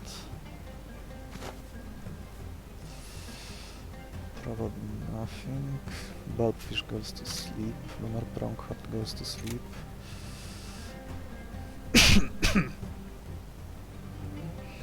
Excuse me.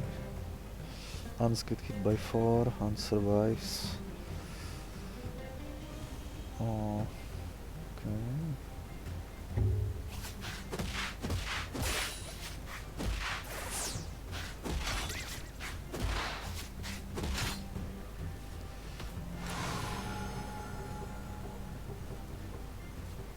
Go to sleep.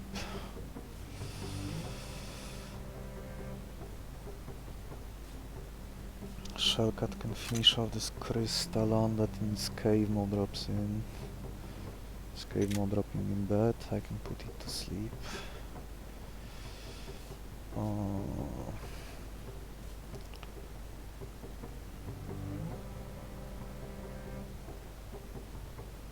Bulbfish goes to sleep.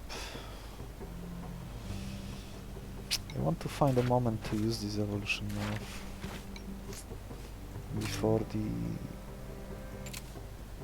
before there is nothing else where I would be able to use it. But now I need to retreat. I am not catching this crystal, right? I don't need it. Galvanizing wouldn't be bad for my...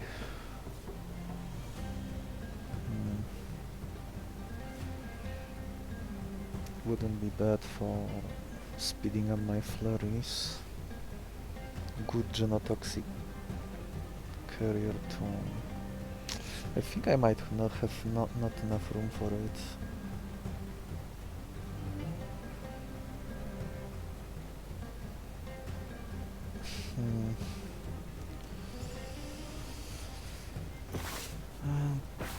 Was there meat? There was meat. I could catch it, then I would have to deal with whatever this monster chooses to attack. Probably Gaping Mouth because it's his top move.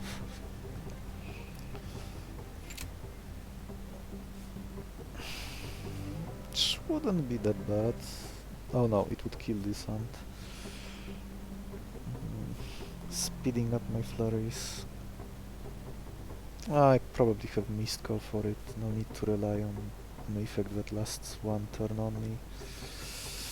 So I will just kill this crystalline instead.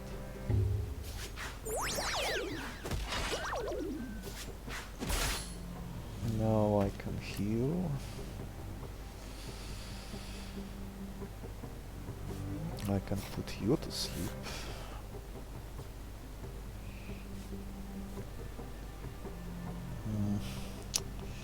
Anyway, I could...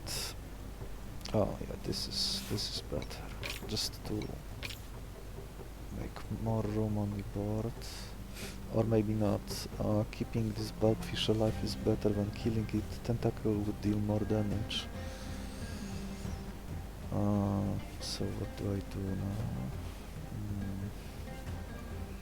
Hypnocry here, Flurry next turn.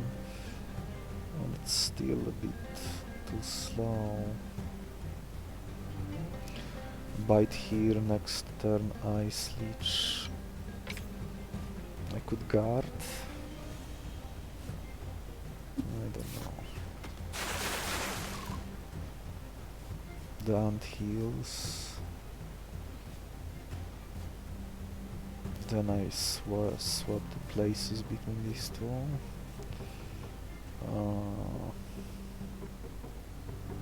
Yeah, there is no need to attack yet. Oh, because it's Silver Beetle, I don't have to extract Ice Leech straight away, I can do that later. With the Golden Beetle I would have been forced to do it before evolving. Base moves and talents are removed when the monster evolves. Cave Mo goes to sleep.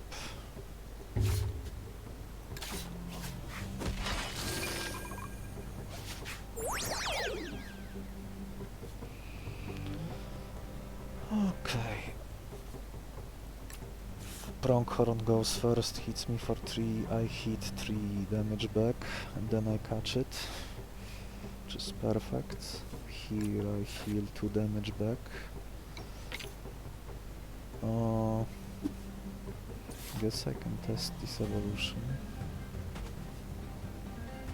If in fact peripheral vision affects evolution, and if it does, cutting the damage, self-damage down to 0. Ant goes back to 5. Bulbfish hits for 0 because he self-buffed himself twice with his paid actor move, which hits for nice damage initially, but then gives penalty to the user. Just the type of move you would almost never use yourself unless you had the Devil's Advocate, and even then the no retreat debuff could be very bad in some situations, like against the Colossus. If you cannot tank his attacks fully yet. Oh, I am attacking first.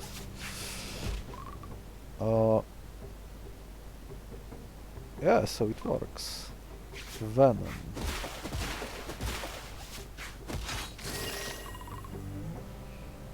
Venom is not good. Too slow versus Colossus, and it could trigger his...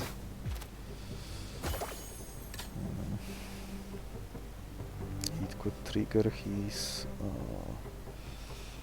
Primal Rage faster, but it might come in handy. We'll see. Guess I am putting it to sleep again. Let's see, I can heal back a little here.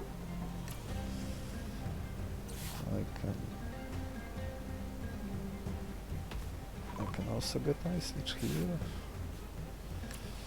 Maybe I will need it. Hit by 4.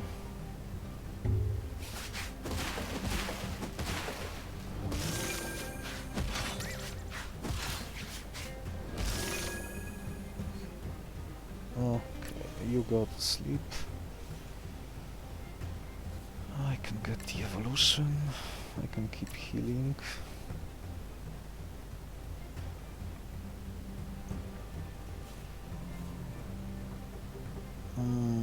I could get a negative mutation, but it shouldn't matter at the moment.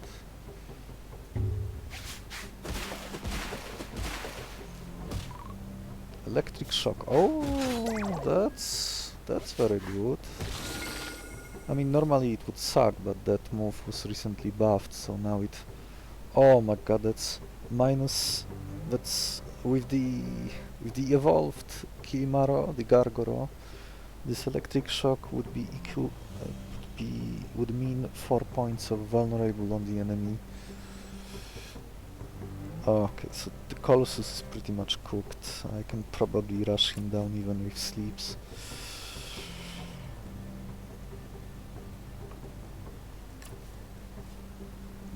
Ant gets healed.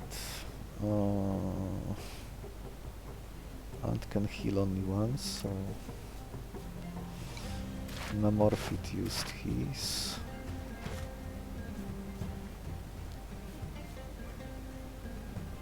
His mutated strike is also fairly big. It's just that the speed itself is bad unless I give him the Ink Stain talent. Or I use Silver Beetle to evolve the Shell cut. Oh, I could get another Icebreaker. Yeah, that's what I'm gonna do. Okay, so I think I can rush the Colossus with the stuff I have. That's a good information.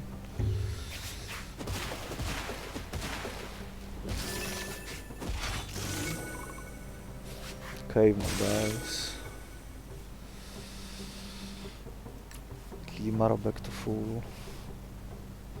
I get the feeling I will be cutting down this Dysnomorphid soon.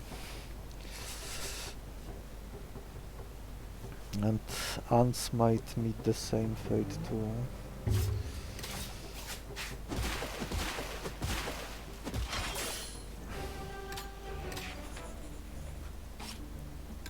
No, there is just a matter of not throwing. Oh, there is my solution to the Exterminate attack.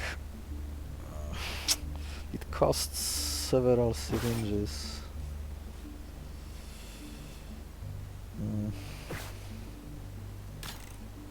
Oh, I could get a clone, I could get the flower. And there is a car copy to armor. To armor.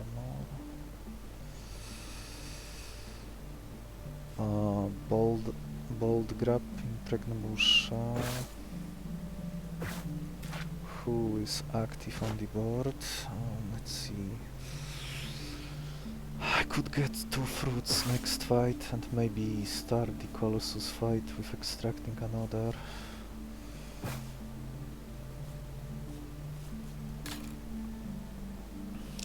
Forgotten laboratory. There's nothing I would want here except the laboratory just to make the next fight easier or act as a full heal. Let's see how many more I have. 9 monsters. Probably I'm forced to use this silver beetle. Or I could... If I don't use it... Yeah, with the setup I have I will be forced to use it. Unless I play Pachi on the second turn.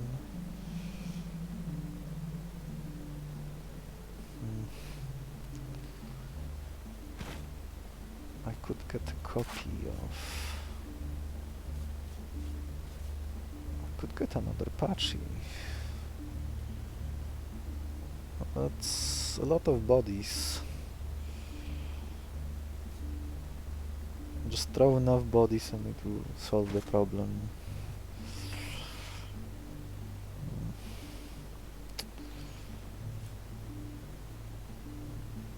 These two... Extracting these two would also... Or maybe even just one, and I could apply debuff to myself just to get the Impregnable Shell. That's to conserve my last syringe. Pachi wants to copy this Parapandion. So Parapandion can be the one carrying the genotoxic talent.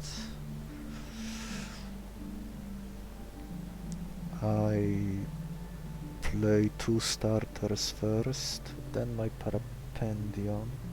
Retreat one of the evolved starters. Play Pachi. Pachi copies Parapandion. Probably don't need Ice Leech anymore. I could maybe rely on the Impregnable Shell instead to tank damage. Gargoro will have the most health, so Exterminate would pick him as the target. The boss might decide to use debuffs on me, which would trigger the Impregnable Shell automatically. I have 2 ways to trigger Impregnable Shell myself, and I could even clear the debuffs after. Yeah, you can also apply debuffs to your own monster. Normally a bad idea, but in this instance, if I were to use this Impregnable Shell, it would be very good. Oh, this fight itself looks a bit on the tougher side. My Gargoro outspeeds this hyena. And I can... Do I kill it in one? Blizzard hits for... 5? 3. Blizzard is 2. One short. Then he will probably use his Giga Sting, which is not great. I could use a different attack, like crushing, and kill it that way. Probably don't need this Plant of Might.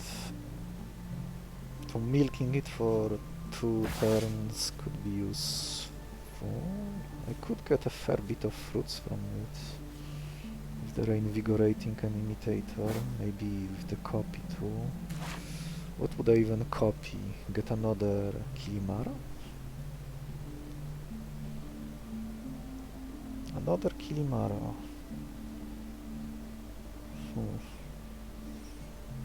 Another Kilimara.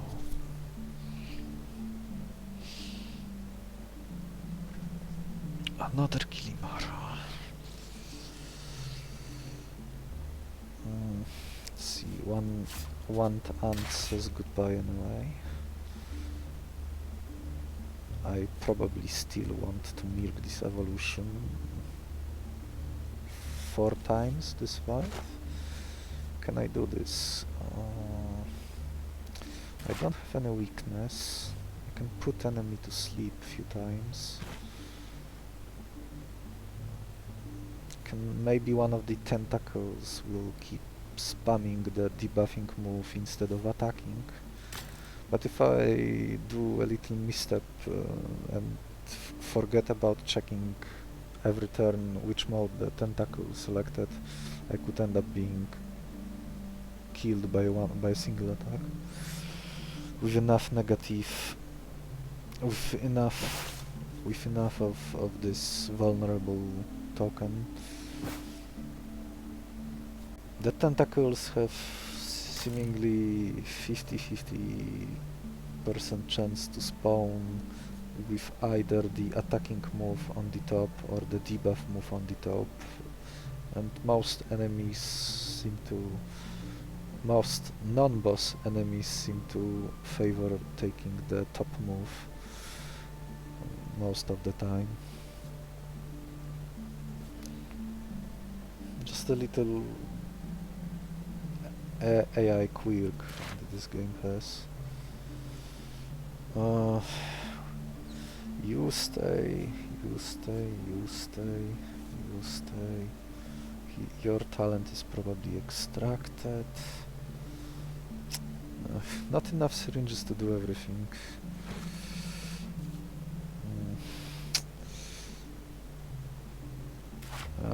Not extracting this the if you don't extract the genotoxic talent, it can lead to some very awkward hands. When this thing by itself is effectively useless, so all what it can do best is evolve to starters at the beginning of the fight, and you are immediately forced to retreat it instead of retreating someone else, which limits the options you can have during your first turn and in general, because that means that the same Silver Beetle that retreated will also clog your whistle, and you will have to wait for other monsters who also retreat longer before they come back. Which is one of the reasons I don't usually like keeping Silver Beetle for too long. Though it also feels bad to waste syringe on extracting the talent too, so... It's, in many situations, the Golden Beetle just makes everything much simpler. You don't have to worry about this extra body. You rarely need more than one starters evolved to get best value out of it. Oh, it can lead to some cute plays, like evolving the Hell Rat to Rat King over and over again, when the Rat King himself has another move that spawns new Hell Rats, which you can evolve again with the Silver Beetle, and so on. Those are only temporary, but it's enough to turn the fight into some rat infestation. This fight is much easier. I might not even have room for the clone in my party. Those 4 monsters are sure to stay.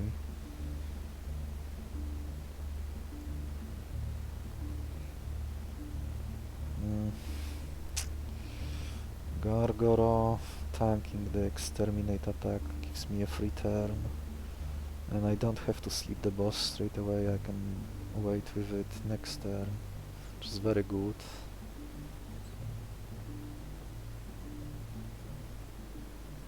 Yeah, so I think I will grab the Impregnable Shell for the safety. Get another copy of the Icebreaker talent from the evolved Kilimaro, and the Colossus will die very fast. So I probably neither need this Plant of Might to just prolong the next fight a fair bit, and this is not a hard fight in itself. What would I even copy? Another Pachi, another Kilimaro. Kilimaro copied with Frosty doesn't offer as much value. Another Pachi could be a nice safety net in case something goes wrong, but it's very unlikely with the setup I have.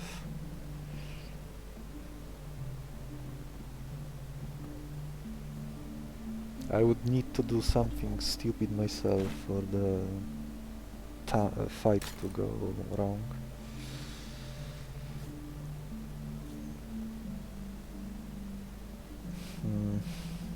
Vile Spine,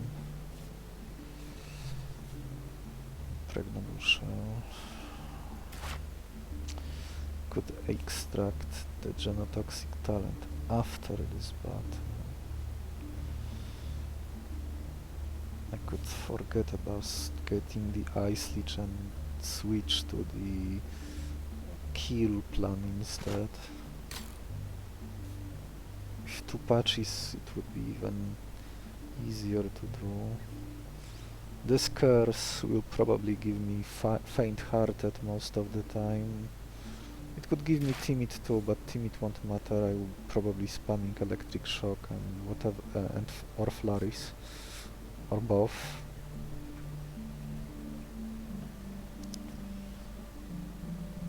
Yeah, this works.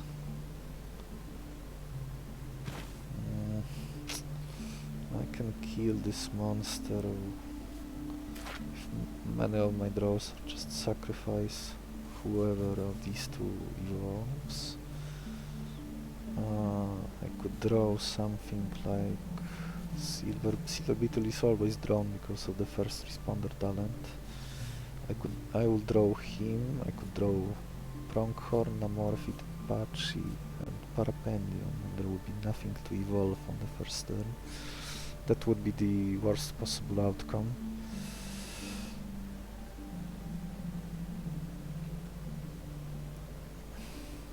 Not enough to lose the fight, but just to make it somewhat annoying.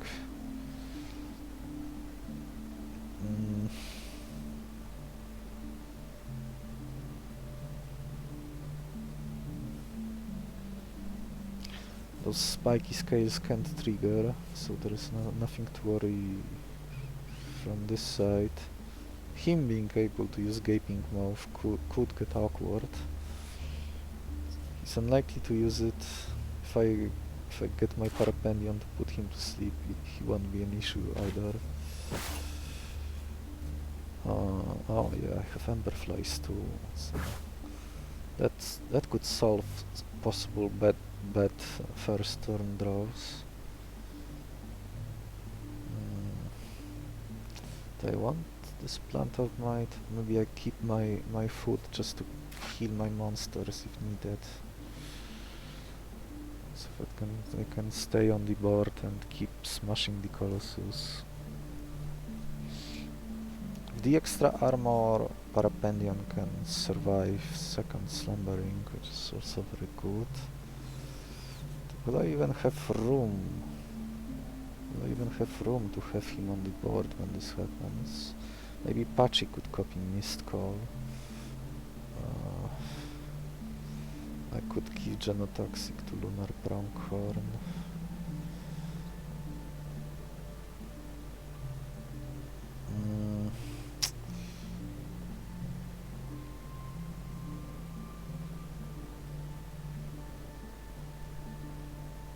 Maybe I'm supposed to move Mist Call to Kilimaro?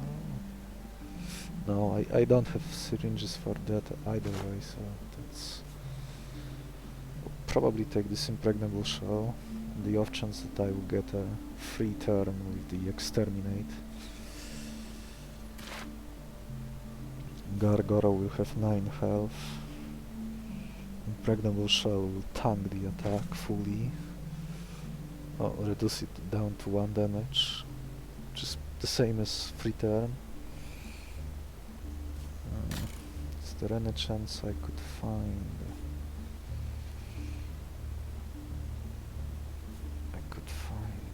This fight is...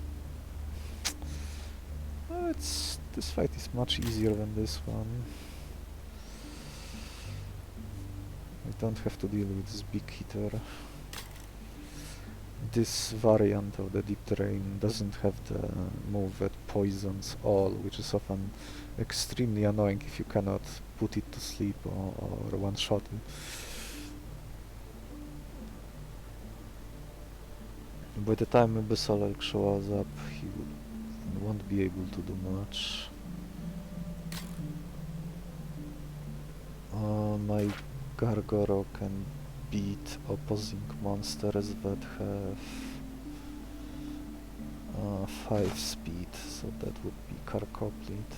Although Carcoplete would get his Impregnable Shell off, so that's not ideal.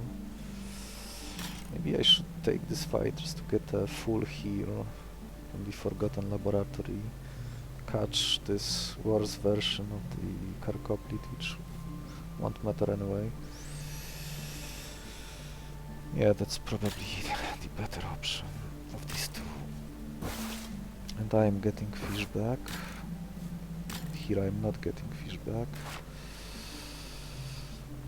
What am I cutting? Am I cutting another ant?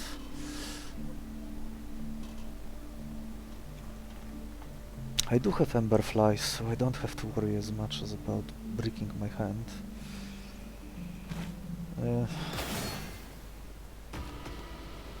Let's see. Well, that's possible.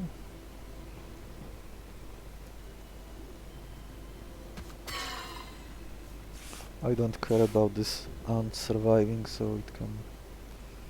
For all I care, it can die.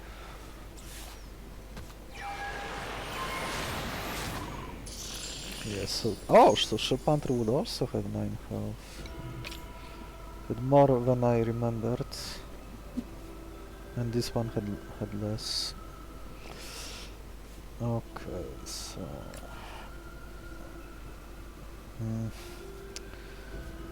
This would be a speed tie.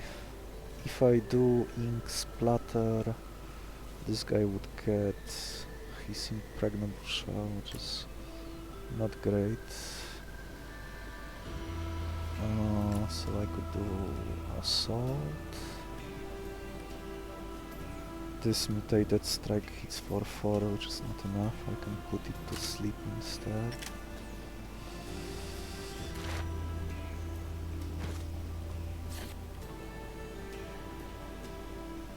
No surprises. Oh, this Vile Spine wouldn't be able to kill me even if I did something wrong. 4, 4. Do I swap these two?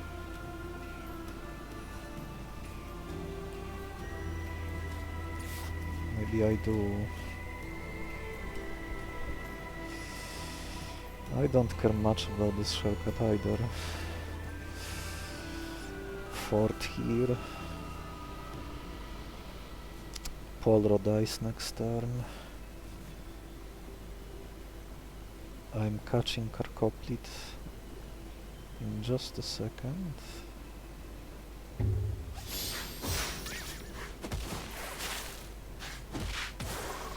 Oh! I forgot that he picked that move instead of the top one. Yeah, that wasn't good. Oh, that's not good. Am I forced to put it to sleep now? I need to hit it for 2 damage now. It could be something like this.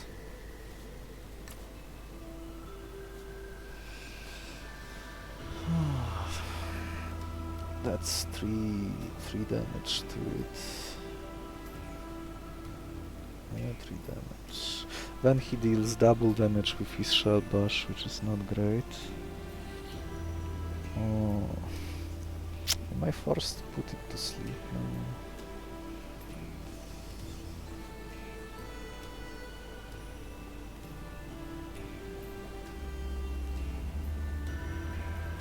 Oh, this goes after him. This goes after him. So Shell Bash hits for 4 only. Polro dies. Deep Drain half health.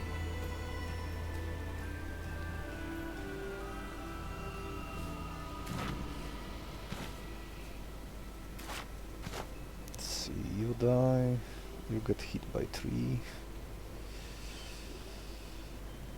I get hit by 4.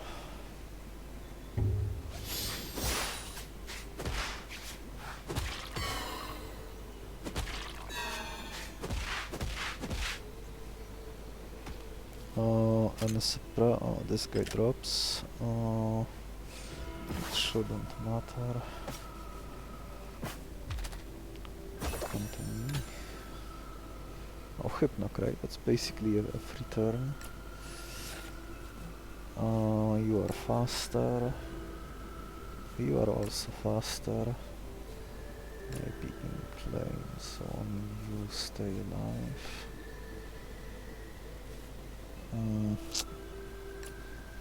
Do I retreat and play this? No. I need to keep him in hand to trigger the evolution.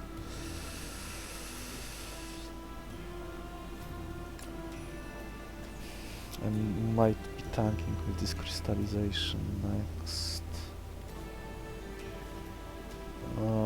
Crystal Wasp acts first. 4 damage here. 2 damage here. It dies, you die.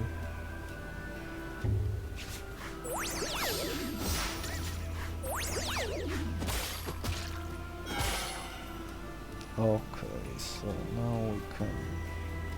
I cannot stack my armor yet.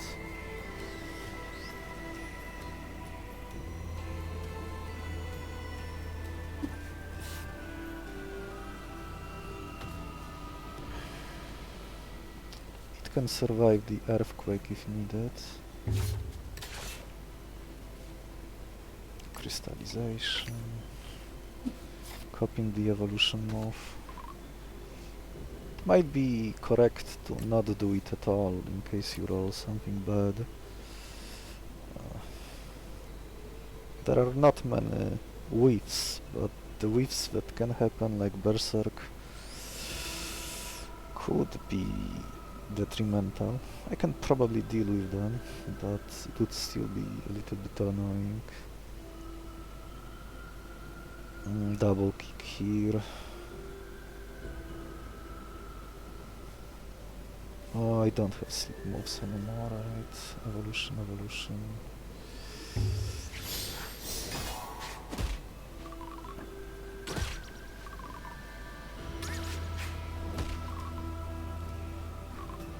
Radioactive, oh that's interesting. Very good with the Flurry. Oh. Now I need to play my pronghorn. Oh, web weaving. It lasting only one turn. This makes it useless.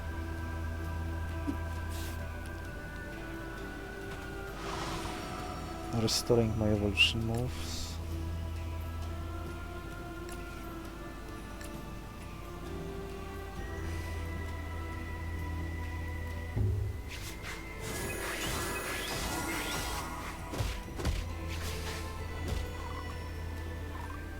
Lullaby, extra sleep. Bloodthirsty. Better than nothing, but not very good. Guess I can put it to sleep. So now I want to prepare extracting an extra Icebreaker.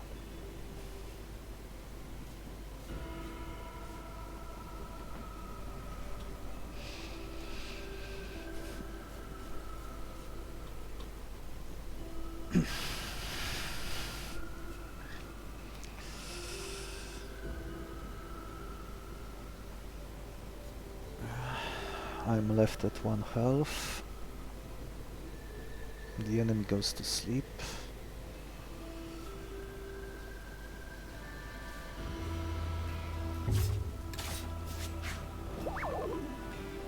Oh, alright, because he had the snail debuff on him that made Lullaby go first. Because my speed was higher. This is the second time I am seeing this interaction.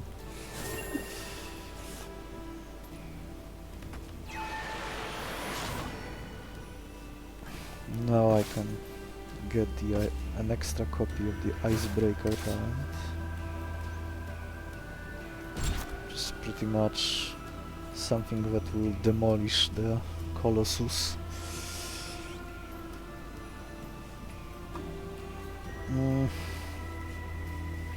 Pachi has recovered. So I guess I just kill it.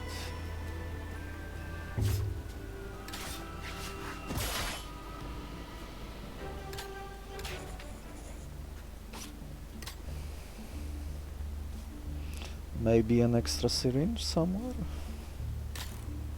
No. Oh, Warden would be nice. And Stare Down. Oh my god, that's amazing.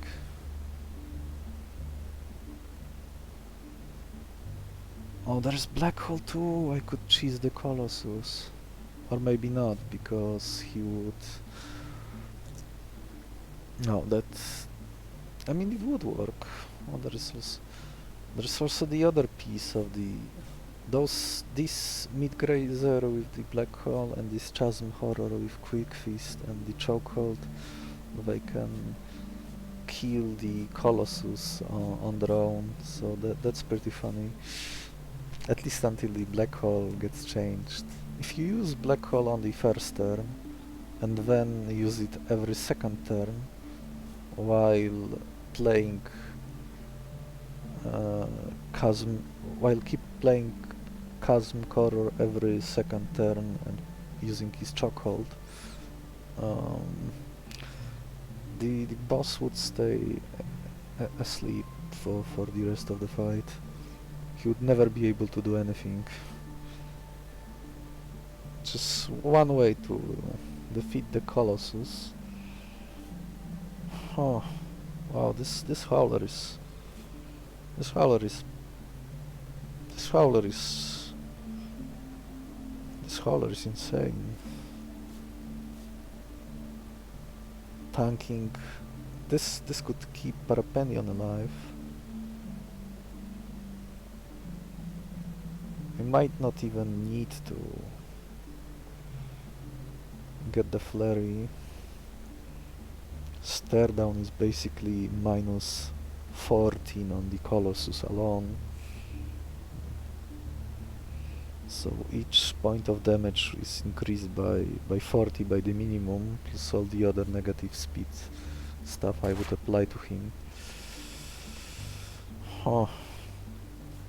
With this much damage I probably don't even need this Impregnable Shell anymore.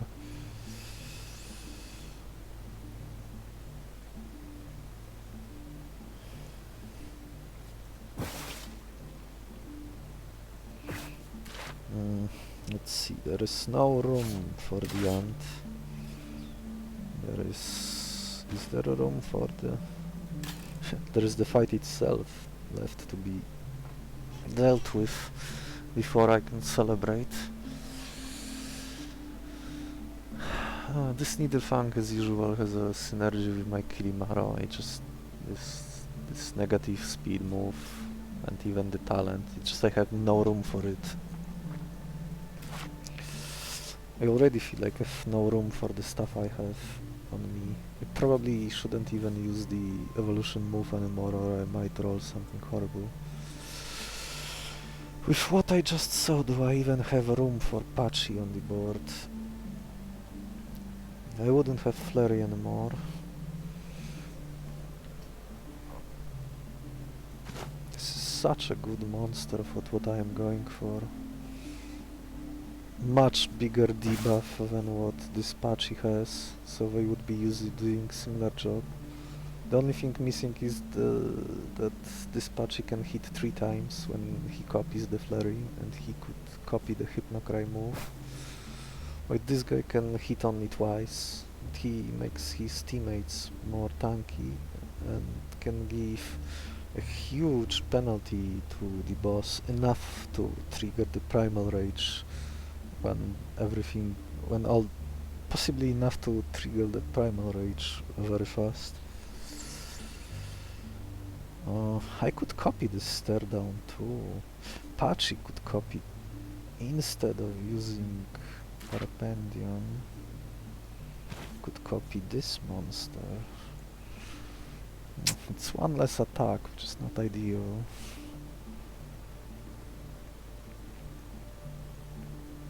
Midgrazer could cancel the boss sleep.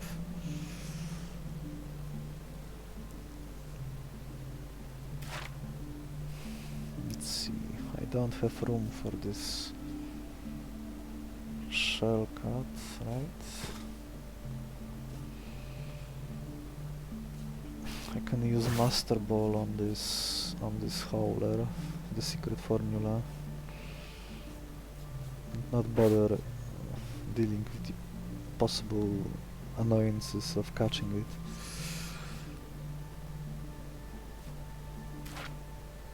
And who would get my Icebreaker talent?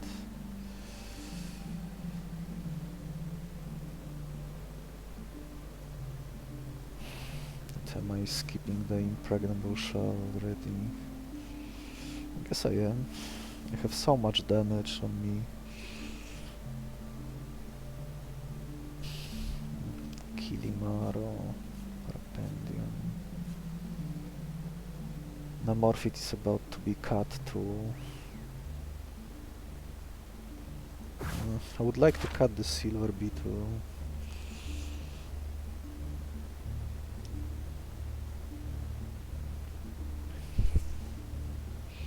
Let's see, I could play the Silver Beetle, retreat it. On the battlefield, Gargoro would remain, Parapandion would remain, and Pachi copying Parapandion. I don't know about that.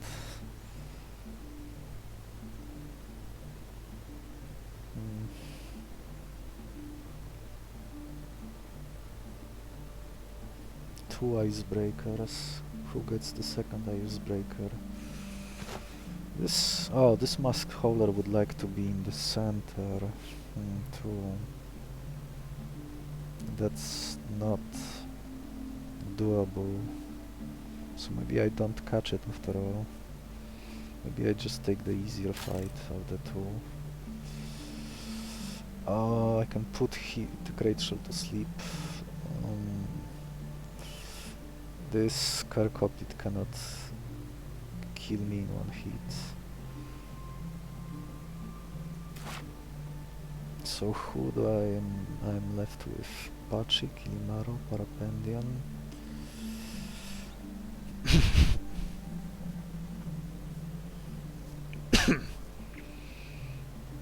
Icebreaker on Pachi.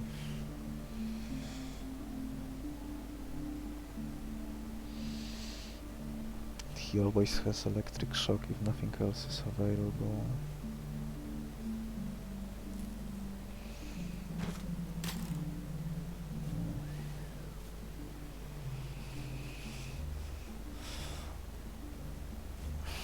Could do the same combo as before with the Chasm Horror and the Midgrazer. Chasm Horror.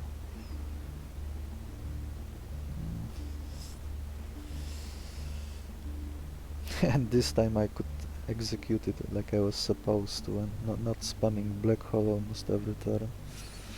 The timing was wrong. I faced Colossus last time. I should have waited a whole turn extra before I was using my Black Hole on all the future turns.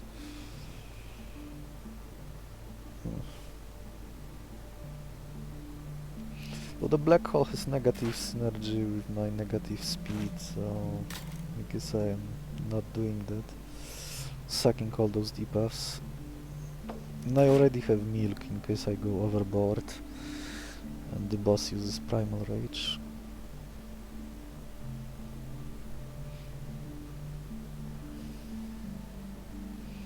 Let's see, this is -3, this is -3,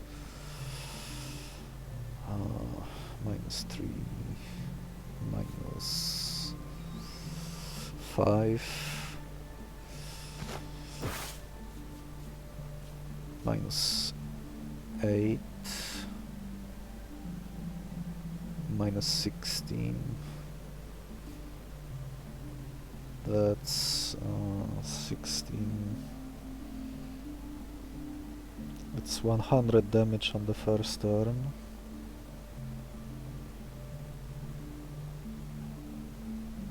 And the glowing substance, so that's a little over 100. Oh, not on the first turn because I need to apply the debuffs first.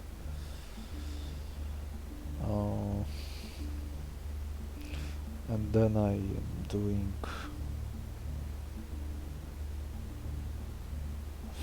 Flurry, Blizzard. Not sure what the boss does, if so I could put him to sleep. It means I wouldn't be able to kill him in 2 turns, but in like 2 turns and half. Which is still fast enough. I could go for the Impregnable Shell plan, which might be the turn I need to kill him in 2 turns. Well, I'm not sure if it counts the first turn when I'm probably only going to play 1 monster.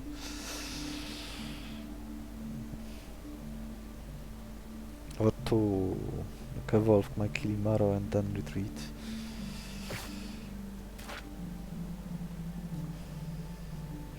I could see extracting the Impregnable Shell and keeping it in my inventory, but that would mean that once I put it on Kilimaro, he would go down to 8, same as Pachi, so I would need to heal it back, but that wouldn't be a problem.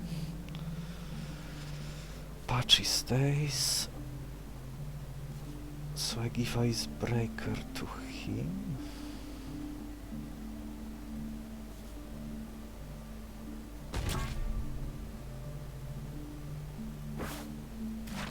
Am I getting rid of the silver beetle or not?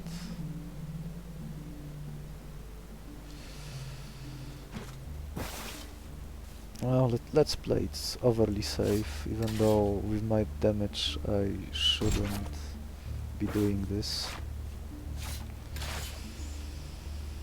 So that means I am keeping silver beetle.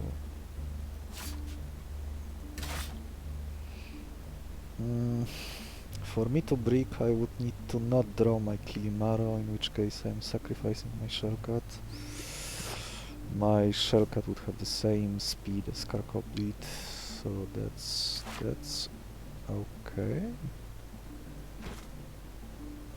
Well, it would get this annoying.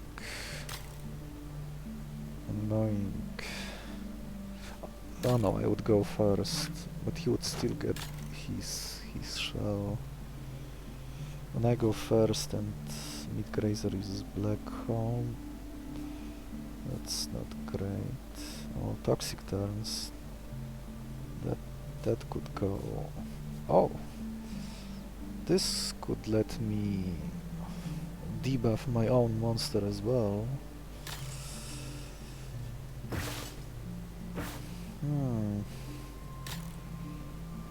Interesting. I have lots of food to heal my own monsters.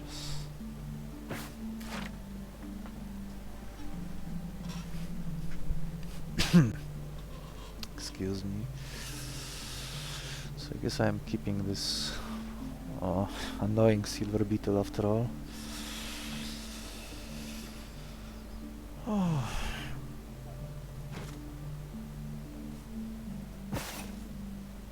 Oh, am I waiting with the Impregnable Shell or not?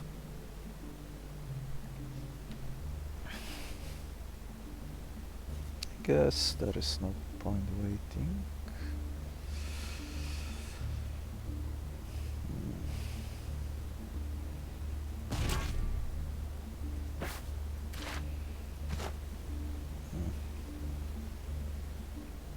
Can I deal with this howler straight away? Can I deal with this Needlefang straight away?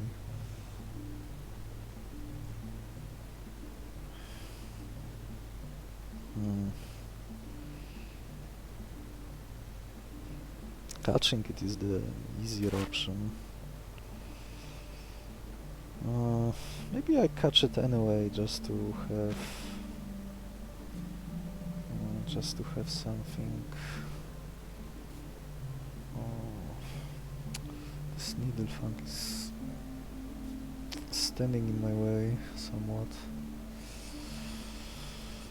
Midgrazer could not play nicely, but I can probably put it to sleep first. Shellcut only needs to live for one more fight, this one. And I could, in worst case scenario, I could put debuffs on my own monster to tank the Exterminate next fight. Phantom Matter won't matter.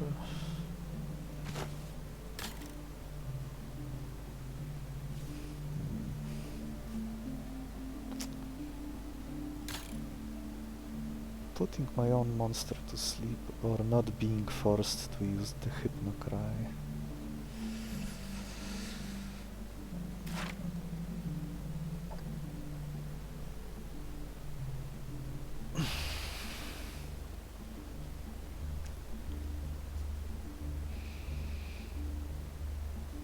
If I am forced to retreat my Kilimaro, I could play my Howler in its spot. And I would still have one Icebreaker active in the field. Yeah, that's probably the way to go.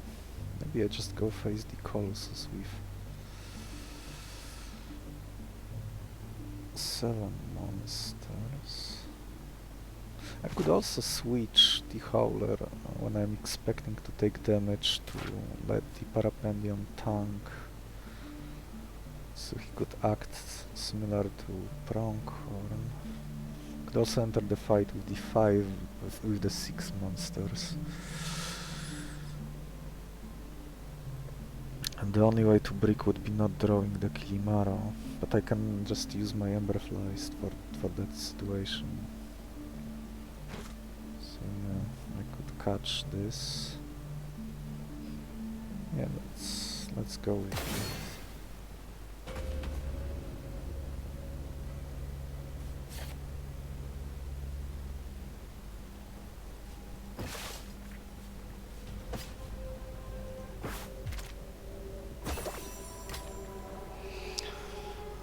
I want to kill this Needlefang in one go.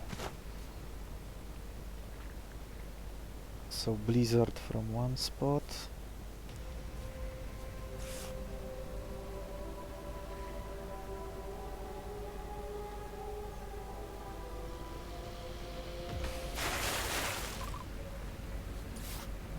This will make sure that I am going first here. With Blizzard it shouldn't matter.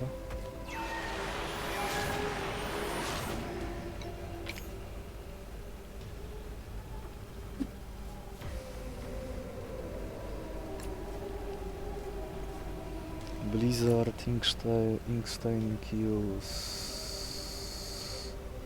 the Needlefang. Yeah, this hits for 3. If Pachi on the board, it hits for...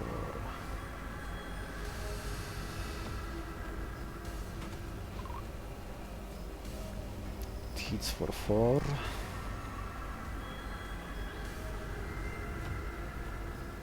I could even let my Shell Panther leave.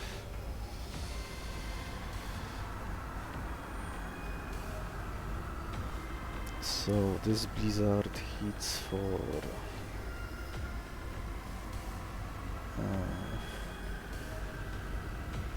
this guy dies instantly. This guy gets hit by 4. And then he dies from 1 hit.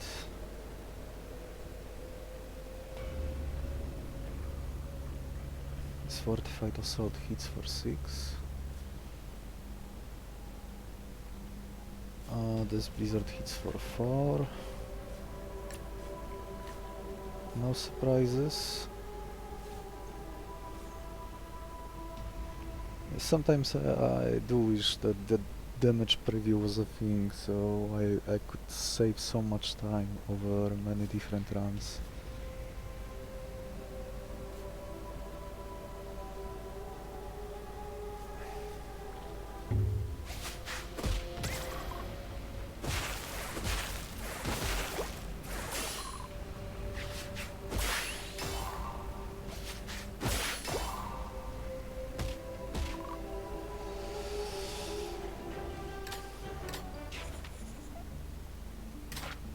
Let's see, Shellcut, you're no longer needed. Maybe I do cut this pronghorn after all. Howler would act in a similar way. My 3 rows are kind of stacked too. Copying the Mist Call. I probably have no time to copy the Mist Call. Unless I retreat Pachi on the first turn, but I need to do this with the Silver Beetle instead.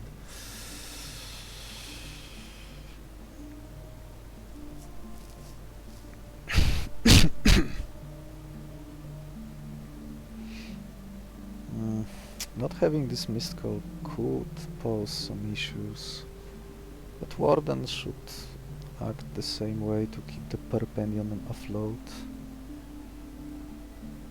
If I don't forget about it. Or I could enter the fight with 6 monsters, which is an option.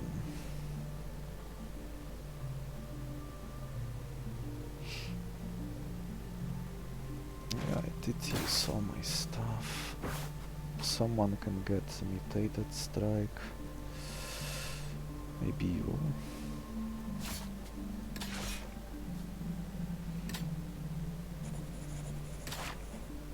Okay, so what am I doing here? Do I cut this Bronchor or do I keep him?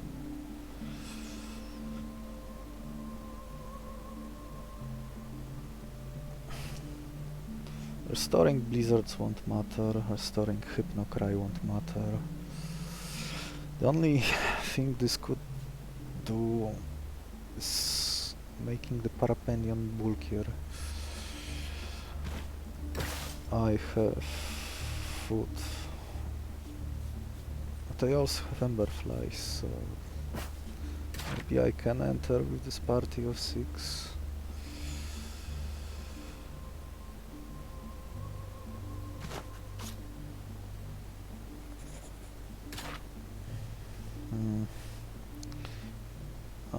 Kimaro and Pachi will stay on the board for most of the fight. What I could start the fight with? Kimaro and Howler. Howler to debuff.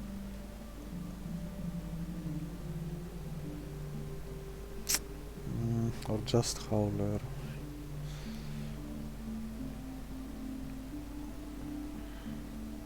Pachi needs to be played last to copy Parapandion.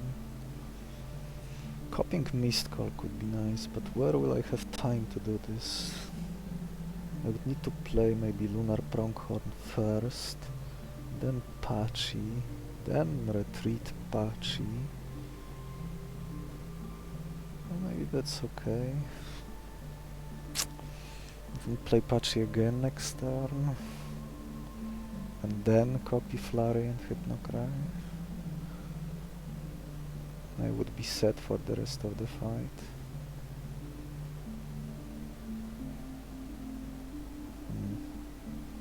I guess I don't need to worry as much about Parapandion now that I have another multi-hit move, so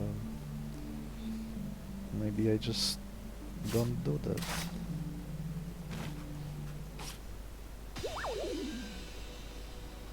Oh, interesting. I wonder if you can select Extermination twice in a row. I think I might have seen that, but now I am not sure.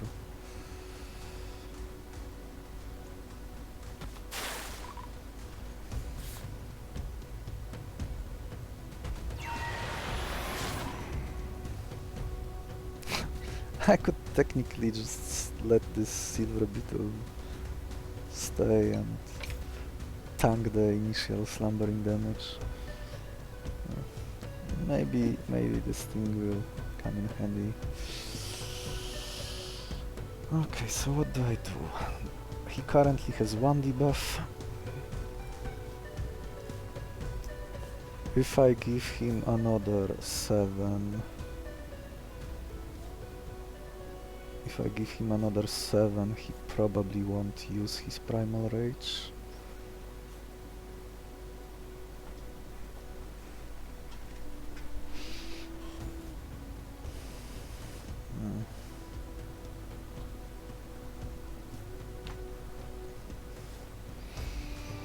Howler could take 5 damage now, or I could just make my Pachi retreat. No, I need my Parapandion on the board first. But I don't want to take 5 damage now.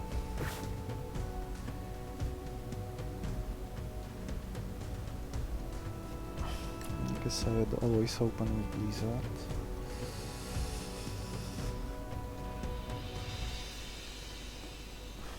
Can't play Pachi this turn. Let's see... 3 with Sternum, that would be 10, which might be enough to trigger... It's either 10 or 11, I'm not sure which which increases his chance of using the Primal Rage move. Though I guess this early in the fight it wouldn't matter. Maybe I do something like... I can heal my Howler with food next turn. He gets hit by 5.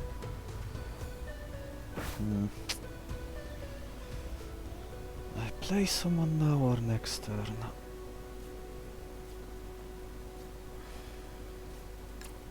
Guess I can start with Blizzard. See what the boss does. could be Unhinged Rat. Unhinged Rat is totally fine with me.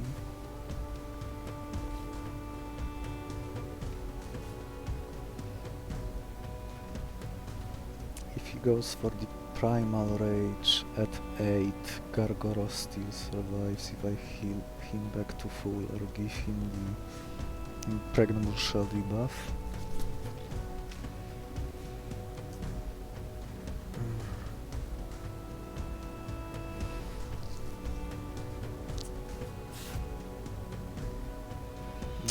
Taking 5 damage now.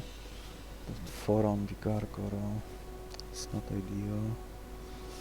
Could play Pachi now and retreat it next turn. That slows down the Parapandion plan. Though I could use the I could use the Emberflies. Yeah, I like this.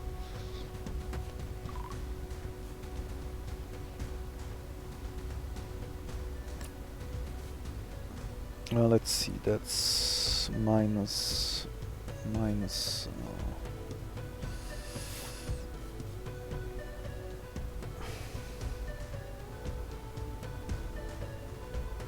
how much is that? 4, 6, 7. He doesn't recognize the stuff from the Icebreaker, I think. Okay.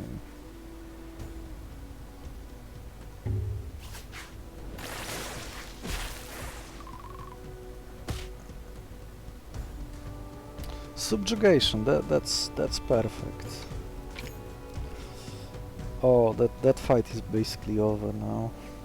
I can retreat my Pachi to get health back. This guy is about to get a free Impregnable Shell, making him immune to the Exterminate attack, even when I could heal him to full to manipulate where this goes. I still need to leave one space empty to let my Parapandion deplete. So I guess I won't have time to use my Howler after all.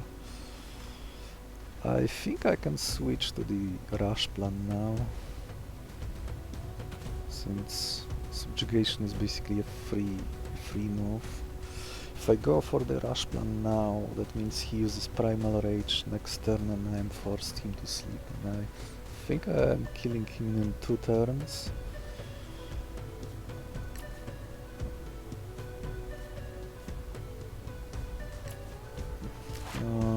I could force my Pachi now, but that makes no sense. Though playing him now is better. That means I won't be able to play Howler until someone dies.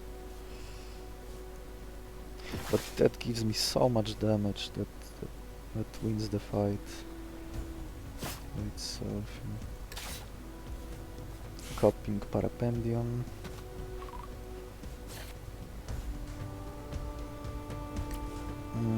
Okay, let's see.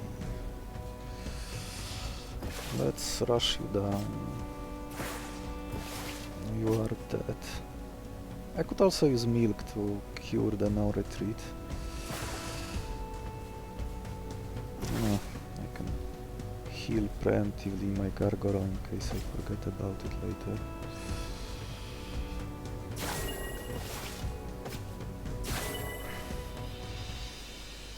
Blizzard, Flurry. And that's a lot of damage.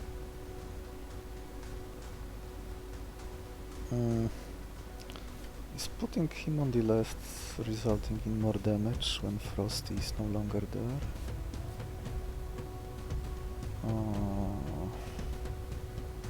Yeah, it is. It is more damage. So double Flurry for a lot of damage. Yeah, he's wasting his whole turn. I'm getting a free shell, so I can deal with the Exterminate.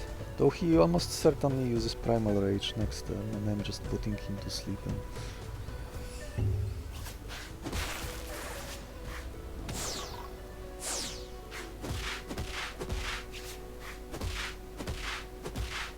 Or maybe I am not putting him to sleep after all. Yeah, that was fast. I don't even need to do anything. Well, there goes the Colossus. Impregnable Shell was present, just in case it wasn't needed. The damage was overwhelming. This Colossus takes extra 24 damage from any hit, so all those flurries are super deadly. This crushing weight alone would... Oh, I don't even need to do it this way.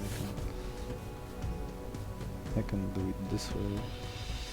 No need to sleep. You are just dead.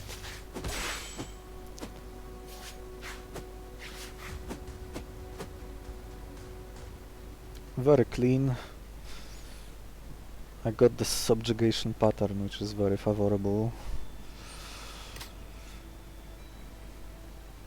He wastes his whole turn doing nothing, and I even benefit from it by getting the Impregnable Shell trigger, and which makes it super safe against the Exterminate. But even if I didn't have it, the Hypnocry would have put him to sleep, and I would have torn him apart with my Flurries alone by that point. The Emberflies was really useful. I could get more triggers of I could get more copies of the Imitator and not have to wait as long as I expected it to. The Howler had no time to be used, even though this Howler was excellent. I could hardly ask for more. Endgame stats 7-7, Warden to protect teammates, double hit move that synergized with my negative speed, and applying more speed if needed, or even one single big attack to one-shot most non-boss enemies, but by the time I caught him there was no other monsters left to fight. I kept the Silver Beetle this time. I was a little bit starved on my syringes. I wasn't punished for it this time. With the Emberflies I felt more secure in case I would break. I could just use that item and draw 3 cards, so I would always get what I needed. The Frosty came in handy in a few situations. Could Ice Leech for more, slow down the opposing enemy. Yeah, I guess that's it. Namorphid didn't get to shine. There was no room for it. Even Lunar Pronghorn had to be cut. I guess I could have kept him, but I don't know. With the Emberflies you can do the standard patterns. Or you could just, I don't know, keep all those ants, maybe even the Namorphid and Lunar Pronghorn, have like 8 or 9 monsters and just use those bodies to wear the Colossus down. Though it's almost certain that it would have been much less effective than just reducing his defenses to nothing with my 2 Icebreakers and rushing him down with Flurries. So yeah. Oh well, there's only one boss remaining, at least until the new bosses get added in some later patches. We'll see how it goes. See you next